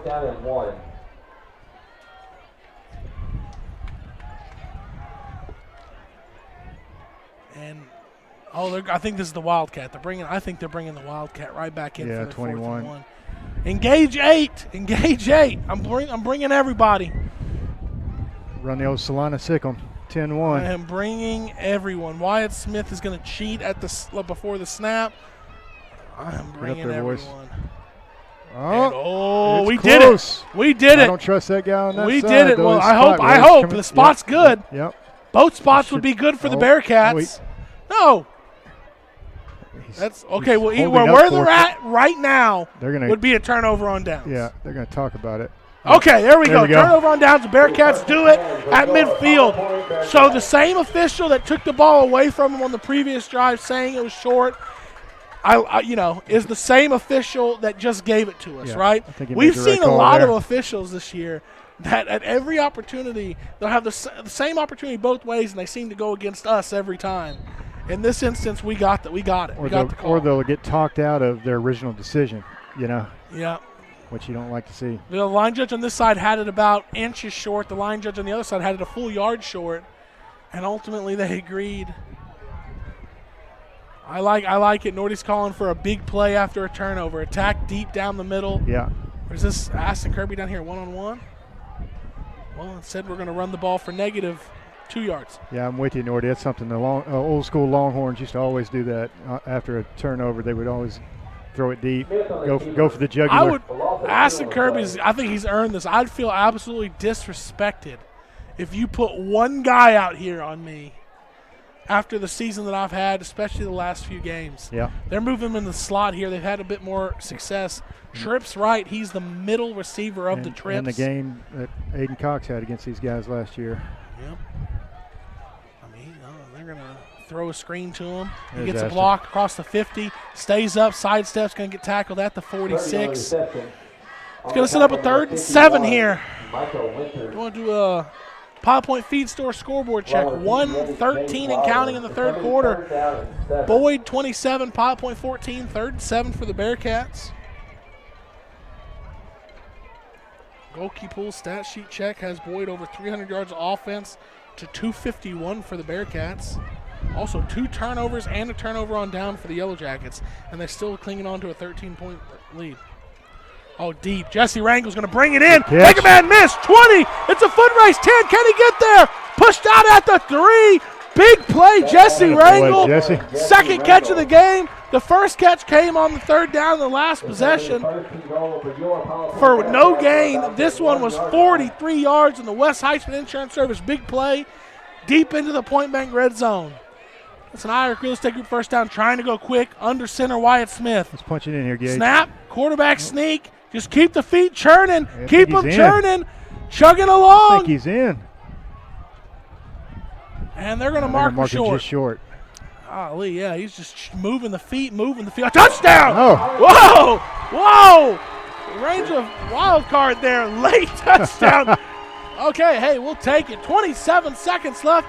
Pilot Point has a chance to make this a 6-point game with the kick. Can't count these guys out. Oh, we're going to swing and gate. Let's move it over. Let's kick it, baby. And they're swinging the gate.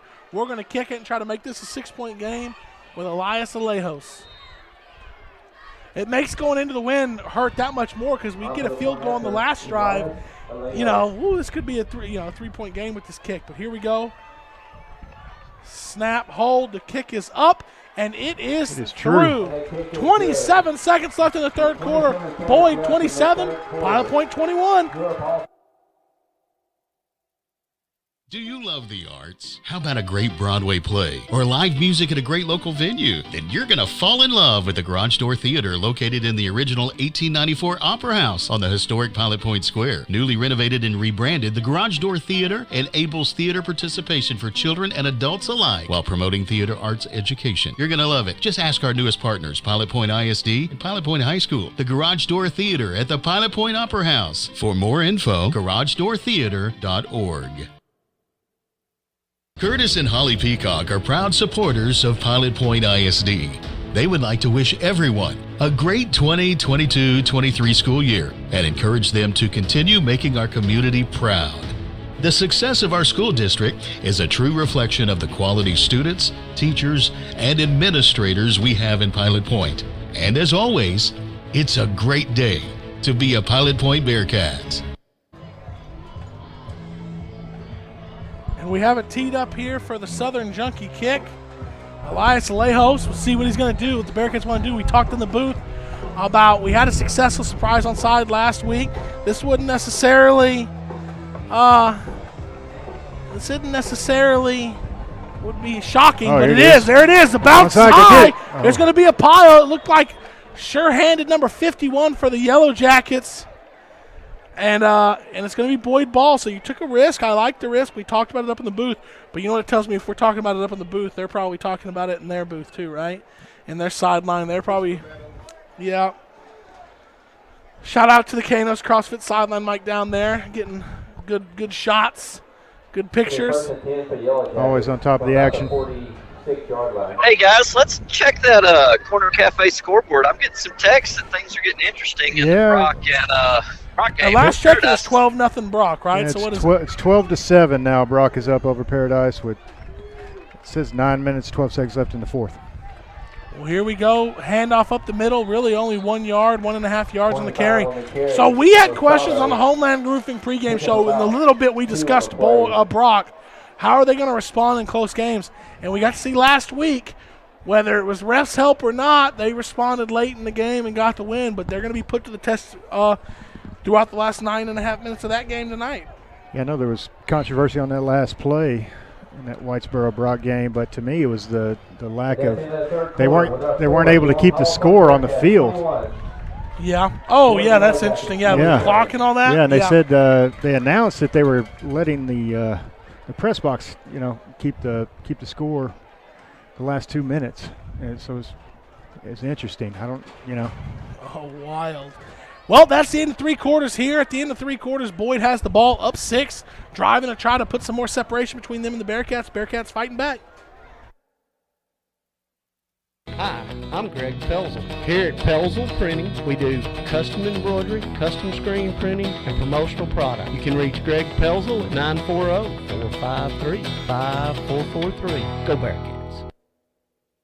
Point Bank proudly supports the 2022 Pilot Point Bearcats football team. Open your real free checking account with Point Bank and show off your Bearcat pride with a Point Bank school logo debit card. Additionally, Point Bank is now offering credit cards. Choose your premier rate or rewards and enjoy metal cards with one of the lowest rates in the market, along with in-branch servicing for your convenience. Subject to credit approval. Visit pointbank.com for details. Point Bank. Your neighbors love us. You will too. Member FDIC. Coming out for the start of the 4th quarter, Braden McIntyre rolls out left, is pressured, delivers a strike to what would have been a first down, hits the receiver right in the chest, falls to the turf, 3rd and 8. Boyd's starting to feel some of this pressure, maybe. It kind of feels like momentum's come over here to the home side, Ryan. Well, it's going to be another 3rd and long, and this is once again one of those scenarios going into the win. If you get a no gain or a tackle for loss, you're probably in a punting situation. Be in the yard line on your side of the 50, just barely. Let's say you get to the Bearcat 47. I still think you're probably punting the ball if you're Boyd. They're going to roll out left, looking to throw the wheel route backside. Nobody's ready for it. Yeah. Incomplete. If he would have if he'd have thrown it to where the receiver was going, Wyatt Smith's there. If he throws it to let the receiver stop, it was open. Yep. But ultimately, like I said, if it's a no gain or a tackle for loss, they're probably going to punt. Punt team is heading out on the field. Yeah, be leery of a fake, but I don't see the quarterback's not in on their punt team, so that's a good sign. And I'm not sure where LeMasters is. He would be the guy they'd probably target. Well, this is 45 or 46 punting for Boyd. I thought it was 45, but on their roster, 46 their kicker. That kick is 45, and it is up, and it's a good one. Fair catch signaled for. Nobody catches it. The ball is going to be down at the Bearcat 31. Bearcats have the ball. 11:42 left in the 4th quarter, brought to you by the Peacock family with a chance to take the lead. We're going to stay here. Like I said, I want to make sure we should reach out. 4th quarter is brought to you by the Peacock family. And let's go back to that corner. Yes, sir. At the Thursday morning Bearcat breakfast, the coaches said they had focused all week on keeping the kids calm because apparently the Boyd and Ponder game got a little chippy. And so I'm just wondering now that this is getting a little tighter and a little more intense if that's something that the Bearcats can take advantage of. So are we saying Boyd's a little undisciplined when they get a little push? Get some tempers They flaring. spent a lot of time. They call it cheap shot week. They allow the JV to hit the varsity at any time they wanted to try to make them lose their composure. Oh, okay. Interesting. That's an interesting strategy there. First down handoff to Anderson, going to get back to the line of scrimmage and nothing more. Nothing more. I know those Boyd Yellowjackets back in 08 and 09 were frazzled very easily across the defensive front, and it almost became a game my senior year on how far you could go with it. It was a good time. We scored 59 points that night, and Jarman Johnson set the single-game rushing record for the Bearcats. Still holds to this day. Signaling out there, Wyatt Smith trying to talk to Crew Chandler. Play action. And he's looking that way, stepping up into the pocket, avoiding pressure. He's going to be able to run for it, and he gets down at the 36, so that's only going to be – no. Jeez. The spots tonight have just been horrendous. So you go down where you start to give yourself up, but that wasn't a slide. He literally, sat down. I think Bearcats get another yard out of that, but instead it is going to be a 3rd and a full 6. Line the game will be the Yellowjacket 41, or the Bearcat 41, forgive me. Yeah, it's not one where he didn't baseball slide forward 2 or 3 yards. He definitely just sat down. Yeah, exactly. Snap, straight drop, has some time, looking deep post. Laster Kirby catches got it. 40, 30. They're not going to catch him, and the Bearcats are going to take the lead. Blow that horn now. Austin Kirby, another huge play. 70 yards. So 65-yard touchdown to Aston Kirby. That guy is on fire. Wow. My goodness, that's his third touchdown tonight, and we are in Nick's Italian PAT from the Bearcats fighting all the way back and taking a lead. It's his third game in a row with at least 3 touchdowns. Aston Kirby getting off the field, maybe trying to stretch some muscle out after putting the team on his back. Dragging us all the way back. Let's see what Elias Leos can do for us here. Snap, the hold, the kick is up. It is good. 10-18 left in the fourth quarter. Pilot Point 28. Now we got some 27. momentum. Pilot Point Feed Store is a locally owned, family-run business built on service. Established in 2003, the Sean family's experience, knowledge, and exceptional customer service is unmatched. Pilot Point Feed carries a large selection of feeds for all types of animals. While you're there, be sure to visit the retail department and boutique, offering name-brand clothing like Double D Ranch and Tasha Polizzi. They also have ranch supplies, deer feeders, cooking grills, home decor, furniture, gifts, and much, much more. Pilot Point Feed, more than just a feed store. Whether it's for work or play, your diesel truck needs to perform. R&M Garage is your one-stop shop for all diesel repair and maintenance needs. R&M technicians are certified with over 40 years experience working on diesel engines just like yours. Don't go to that high-priced dealership. They may not even have the knowledge to make your repairs. Call R&M Garage. They've been repairing diesel engines right here in Pilot Point for over 14 years. That's R&M Garage at 254-354-3353. Elias Leos has the Southern Junkie kickoff teed up, approaches it, and he boots it deep with the wind at his back, over the head into the end zone, touchback. Aston Kirby with the goal. We're going to the goal key stat sheet check. Aston Kirby, 8 catches, 233 yards, and 3 touchdowns. That brings his total to 10 touchdown receptions in the last 3 games. He had 3, he had 4, and that's 3 more. Yep. My goodness.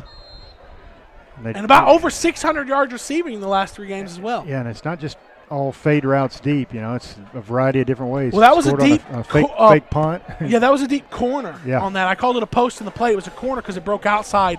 And Bearcats getting right through the line of scrimmage. Unfortunately, couldn't bring Rosado down, but they do after he gains about 2 yards. And here's the energy. This is the exact opposite team we saw from the first half. Low energy, let the game get up from underneath them. They fought, they scratched, they've clawed back, they have a lead, and here we are in the fourth quarter. This is the 3rd consecutive game we've had a lead in the fourth quarter, and we've won in one of those games. So this one's imperative we come out with this one. Sir. Drop back from McIntyre. He's going to throw it out, swing to McClure. McClure's going to catch it, get upfield, and he's going to be drugged down at the line to gain. Going to be enough for a Boyd Yellowjacket first down. 9:39 left in the fourth quarter, brought to you by the Peacock family. I believe Aston, after that touchdown, was cramping. Saw him stretching out the cast back on the field. Definitely going to need to keep banging out those deep routes, right? Absolutely. Keep it going. 1st and 10 at the Boyd Yellowjacket 36-yard line. Going into the wind. Snap. It's going to be a handoff. It looks like McClure has some space up the seam. And Aston's got his hands around the ball trying to pull it out. And McClure was smart, didn't try to fight for more yardage, just knew that the other guy had the hand around the balls and just went down. Ron, I'm going to keep updating you on the Corner Cafe scoreboard check. Brock's still up 12-7 with 4:41 left now in the fourth quarter. Well, 1st and 10 from the Bearcat 45-yard line. And Peaster is up 48-21 over Ponder. Yeah, we must have just got their best shot, I'm telling you. 2 receivers right, 1 left, 2 running backs. Rosado gets the carry. Colin Lynch sticks his head in there and makes a tackle after about 4 yards. Ryan Riley just couldn't jump on his back quick enough. I think we got to make sure we don't fall asleep on LeMasters. His first couple of drives, he looked like he was going to have a whale of a game, Ryan. They haven't really gone to him lately, but I wouldn't fall asleep on number 14 out there. Well, he's a wide receiver on that far side. LeMaster has had 2 catches for 70 yards after 2 possessions. He's dominating, and right? he's still at 2 catches for 70 yards and 2 touchdowns. That's it. And that 2nd and 6 run goes nowhere. It gets maybe a half yard, and it's going to set up a 3rd and 5. Whistle's coming out. They're going to call an injury timeout for McClure, who's just a little slow to get up. They're going to allow him to get off the field. Yeah, Here we go, though. Go ahead. I'm watching LeMaster's there, and he kind of throws his hands up after that play in disgust. And he's looking over the sideline. He's like, come on, guys. You got to get your big-time players the ball in big-time moments like we've done with Aston Kirby. But, hey, line the game to be the Bearcat 35-yard line. 3rd and 5 here. 2 receivers right, 2 left for the Yellowjackets. Bearcats stunt. They get back. They got us no offside. flag. No flag. No, there this is a flag. Perfect. There is there is a flag. Intercepted. We Wyatt intercepted Smith. it. Where did it come? It's right by 52, right in the middle of the field. So neither line judge throws the flag. They have the better view. You can't assume that that's a flag. The line judges need to wave that off. Coach Marsh is definitely pointing that out. I think they may. Both line judges see it, and neither one of them threw a flag. No, you can't do that. You can't do that, but they just did, unfortunately. It's going to take an interception away from Wyatt Smith. All the coaches are saying exactly what I'm saying. The penalty resulted in a first down. So how do you justify that? You have line judge that called that play. We jump. Neither line judge throws the flag, who have a straight shot down the line. And one of either the back judge or the referee, or the guy taking the umpire's spot, he throws the flag. He can't see down the line. They're a man short, too, on their crew, so that probably cost us. Colin Lynch flying that a baby. through the hole and makes a tackle for loss. Unbelievable, man. Golly. I'm still fired up about that very poor call on the 4th down or 3rd down. That Brock Whitesboro game proved that the angle that you got from behind is not always the best and accurate view, and that's exactly what that guy did. He's behind the play, and he threw the flag. Yeah, and the reason I said no flags is because I immediately looked at the line judges. They're the guys that see it. No flag came out. That's very poor officiating. But 2nd and long, drop back. McIntyre's going to throw it out into the flat, and he's going to have a receiver catch it and fall down at the 34 of the Bearcats. So that's going to set up a 3rd and 9, and this is 2-down territory for the Yellowjackets. Kind of too close to the Bearcat end zone to punt. You're in the wind. I don't know what your kicking situation is like, but your PATs haven't looked that good. So I don't imagine they have much of a field goal game, especially into the wind. So 3rd and 9, can't rule out a run here. Trips left for the Yellowjackets. Snap, drop straight back from McIntyre. Ryan Wright, he's trying to get a pass rush. Hits him as he lets it go. Going to be overthrown. Coverage. Oh, man. Unbelievable. I will tell you, I feel like this officiating crew has been excellent all night until the 2 of the last 4 plays, and they have been horrendous calls. Oh my! Pass Lord. interference on Wyatt Smith. I didn't see that at all. Well, there was unbelievable. This officiating crew, give them their props where it's due. Until 4 plays ago, they had what I would say has been an excellent night. Have been an excellent night from this crew. And then they butcher the offsides where the 2 guys who can actually see it don't throw a flag, and somebody who's not in position to see it throws the flag. And then on that, a pass interference. Unbelievable. Yeah, and the crowd is reacting. Crowd's starting to turn. Yeah, turning against these guys. Done everything you could to dig back into this, and you have two great plays on defense that are taken from you because of just bad calls. There's nothing really else to be said about it. Bad calls. Ryan, real quick on the Corner Cafe update. It looks like it's gone final. Brock gets 12-7 over Paradise if my app is correct. Snap, and it's going to be a run. Rosado up the middle. Not a whole lot of space, but Bearcats are having trouble getting their hands on him. He's going to get 4 or 5 yards. Well, that's going to set up a really interesting Paradise-Whitesboro matchup for the second seed in this district. Yeah, Paradise is much better than I think any of us thought they were going to be. Yeah, that Austin Iglesias, the quarterback, man, that guy's special. Well, their defense showed they can play at the highest level, too, holding Brock to 12 points. Absolutely. 2nd and 5 at the 15, handoff. And it's going to get 2 or 3 yards. Going to set up 3rd and short. Now you might be in field goal range, depending on what your kicking situation is. What I think the Bearcats need to do, no gain or TFL right here, and really put the pressure on Boyd to make the decision to kick or go for it. Well, it looks like McIntyre's coming out, so this is going to be a Wildcat. And now down here at the 12. It'll be a straight run, probably to that side. But the jump pass is always the thing, right? Yeah. They're gonna. He's running this is definitely a run all the way. Make the tackle, boys. Bearcats stretch it out, but they can't bring him down. Strong run in there by McClure, going to get down to the 5. Well, the good thing about the score, 28-27 Bearcats, is the Bearcats, whether Boyd gets in the end zone or not, the Bearcats are going to have a chance with the ball, with some time. And, I imagine if I'm Boyd, I'm probably going for 2, right? If I get in the end zone here, try to make absolutely. Make it a 7-point game. Especially with the wind in your face, might as well. Shout out to everybody watching, getting engaged in the Sunset Pool subscriber chat room. It's getting good here at Massey Stadium. Wildcat, there's going to be a pre-snap penalty at first pre-snap penalty on the Yellowjackets on offense that I can remember all night. Maybe first or second, maybe. I think it's the first one. But this one is down all the way. It was in the, goal to go, 1st and goal to go. It's still going to be 1st and goal, but it's going to push all the way back to the 10. And what a stop would do to this crowd and this team here if the Bearcats could keep Boyd out of the end zone. Last time they were down this deep into the Bearcat territory, remember, Pilot Point forced an interception. Yeah. Really had 2 interceptions. Yeah, Colin Lynch had it twice, right? The second time. And ended up getting none of them, right?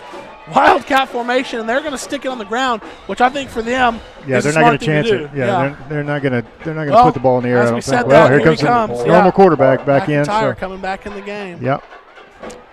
2nd and 7. Maybe they feel like they're too one-dimensional down there. So Pilot Point Feed Store scoreboard check, 4:30 and counting. Second half went much quicker here in this one. Pilot Point has a 28-27 lead. Yes, you heard that right. If you turned it on off after the first half and come back now, Pilot Point has come all the way back and taken a lead here in the 4th quarter. Snap, handoff to Rosado. He's going to get it down to maybe the 3 or 4, kind of a stalemate rugby scrum there. They're going to give an additional yards down to about the 3. And Bearcats going to have to bow their neck here. Big time. I'm almost daring. I am inside leverage with my defensive guys, my 2 corners. I'm daring them to throw the ball. Absolutely. We'd love for them to put it in the air here. So one of those says, if you decide you want to put it in the air, we'll give it to you. But you're not running in on me. 2 running backs back there with McIntyre. It's McClure and Rosado.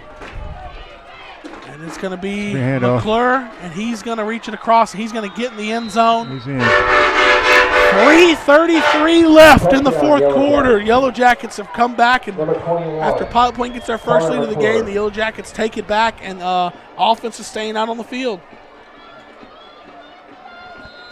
Yeah, they're definitely going for 2, Ryan.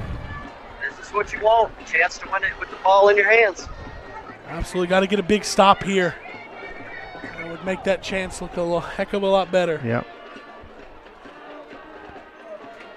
See what Boyd has called. They're going to throw a pass. They're going to throw it. Pressure. He's going to throw it back to the run. end zone. It's bobbled. Complete, right? Oh, gave it to him. I got to see that again. Wow. The banner. I'm sure Scoops will have a photo for us in moments. Photo finish here. I already see him taking it off, looking at it. It's right there in front of you, Chance. What did you think? I don't know. I'm wearing orange and black. Let's start with that. But I don't think he had control. But fortunately for him, he fell on it. So it's a judgment call, really, by the ref. And I don't know if tie goes to the runner or not on those deals. I think number eight's got away with a few too for us. So let's just call it what it is. Let's go down there and score and just win. Let's not have the discussion about winning yet until we get down in the end zone. Bearcats need to put another drive together. So far, it's really just been the big play that has got us in the end zone all night. And we'll see. Oh man, this is the man. I've never been so nervous when my kick return team is on the field.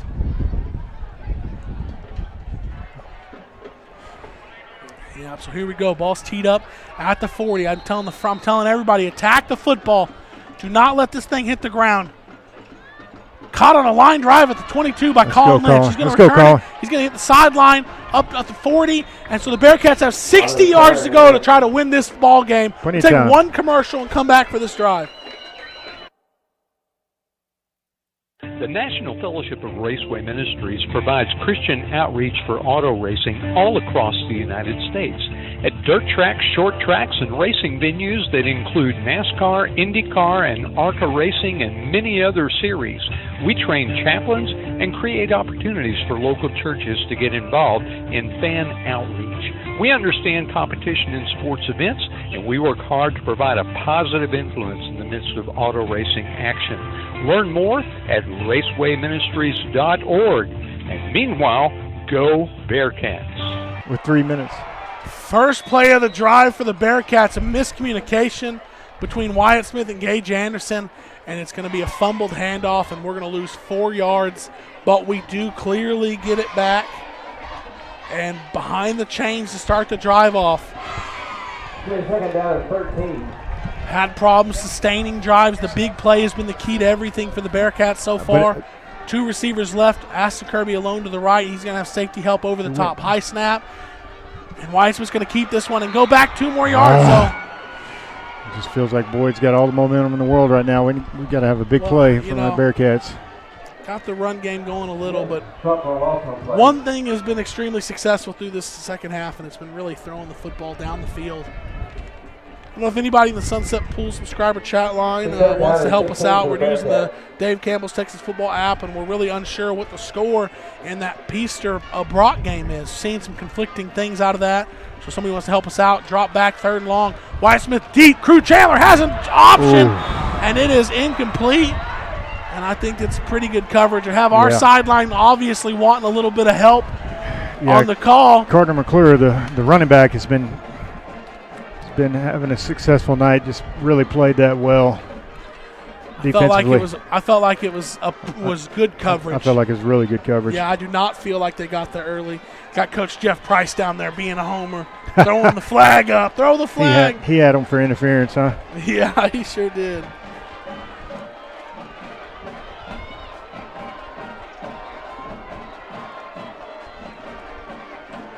Well, 4th and 10. The Bearcats are going for it. Or 4th and 20. Come on, boys. Step up, throwing it deep. No one's there. Home. Had to escape pressure. And Boyd celebrating like they won the game, but there's still 2 minutes and 17 seconds left in this game. I want to go back to this Dave Campbell's Texas Football. People enter the score in. Yeah, it's kind of self-reporting. I'm also seeing a Gunner 104-0 over Roanoke. Now, I wouldn't be I did shocked see at it that. was 77-0 earlier, so it's possible. Before you know it, we're going to see on the news how. But the Paradise score keeps bouncing between 13-12. Paradise is winning and 12-7. Okay, confirmed. It is 13-12 Paradise. How much time remaining? 122 left in the game. Wow. Okay, Paradise is showing out. And it's 4th and 9. It looks like Brock's going to go for a field goal. Handoff right side. He's not wanting any contact. Nope. He had his head down, tiptoeing down the line of scrimmage.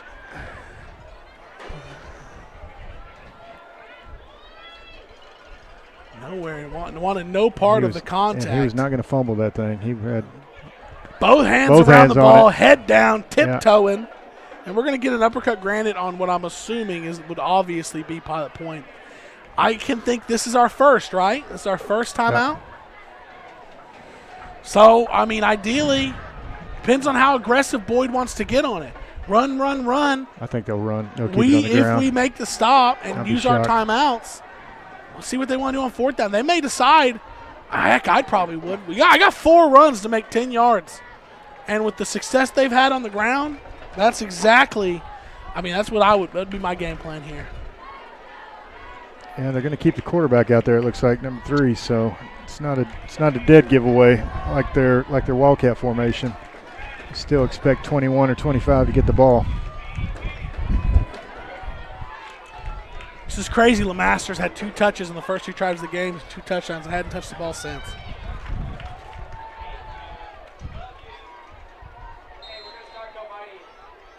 2nd and 9. Snap. Hand off to Rosado. And the Bearcats are going to give up a chunk there, but only maybe 2.5, 3 yards there. It's going to set up a 3rd and 6. Timeout. Another uppercut granted timeout by the Bearcats. So we have 4th and 9. A flag on the play up in the Paradise Brock game. And I can tell by we have it on a screen in here. I can tell by the lighting. They're playing in Paradise. Yeah, absolutely. I know. Barely looked at the screen. They're playing in Paradise. I can tell because I'm squinting to see the field.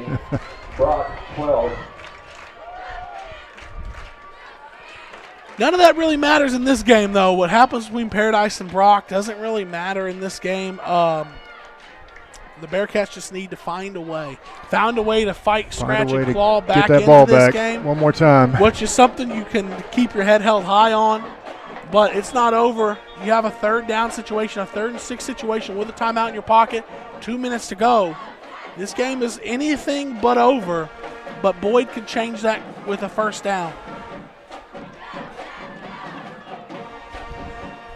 2 running backs next to McIntyre in the backfield.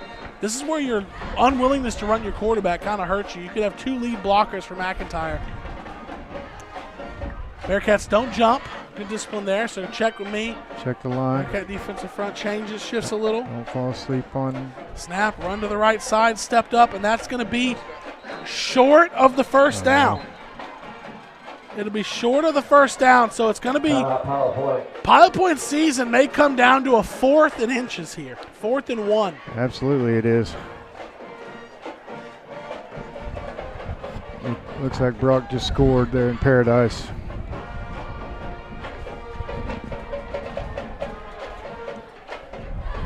Boy, oh boy, if I see that Wildcat formation come on the field for Boyd. Bringing the house. I'm blitzing everybody.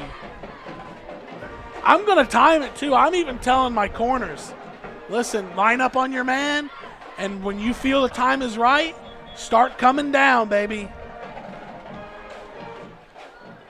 You think LeMasters is over there in their huddle advocating for the football? Unless they put him at quarterback. Yeah.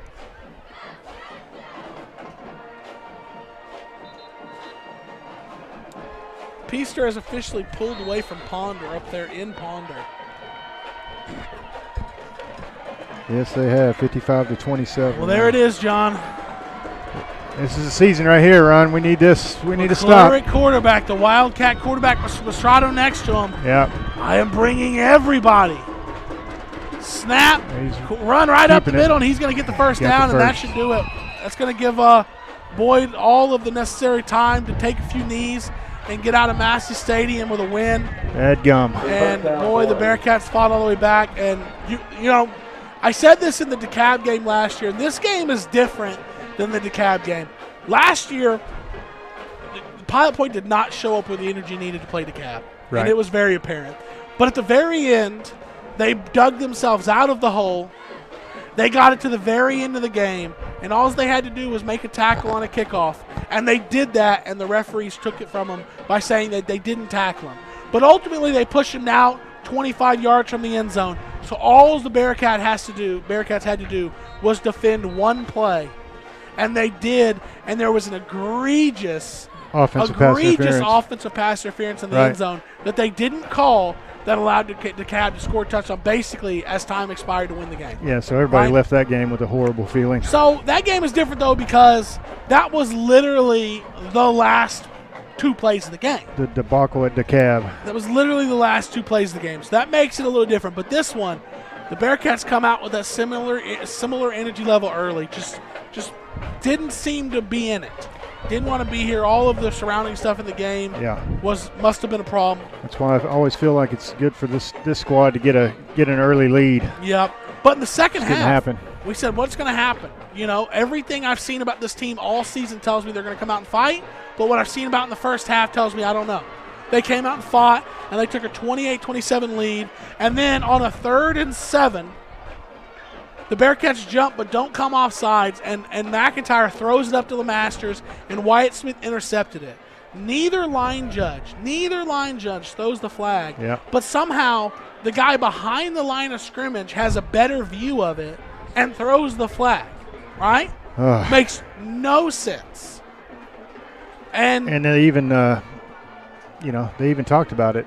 Yeah. They had a huddle over it. You thought maybe they were going to wave it off. Yeah, I mean, how do the two – there was a play after that happened that was not pass interference. Pass interference. Then, okay, after that, the pass interference that you called on Wyatt Smith was also just a terrible, terrible call.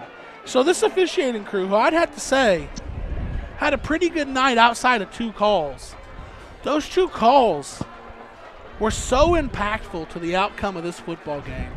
Now, I never like blaming it on officials, and I'm not going to blame it on he had a guy out of position, too, because he had to take over the – he's the guy who threw the flag. He was not in the position he normally is. Right. But you're still not the position to throw the flag, we had right? an official get injured. He was moving – he moved to the umpire position, right? So the umpire how do you call something that neither line judge – both line judges look, and neither one of them think it's a penalty. They didn't throw the flag.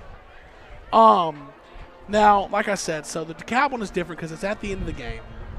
This one hurts, but it's not at the end of the game. So you had other opportunities, but ultimately – yeah, but this one has playoff implications. You're right. That was a non-district game at DeKalb.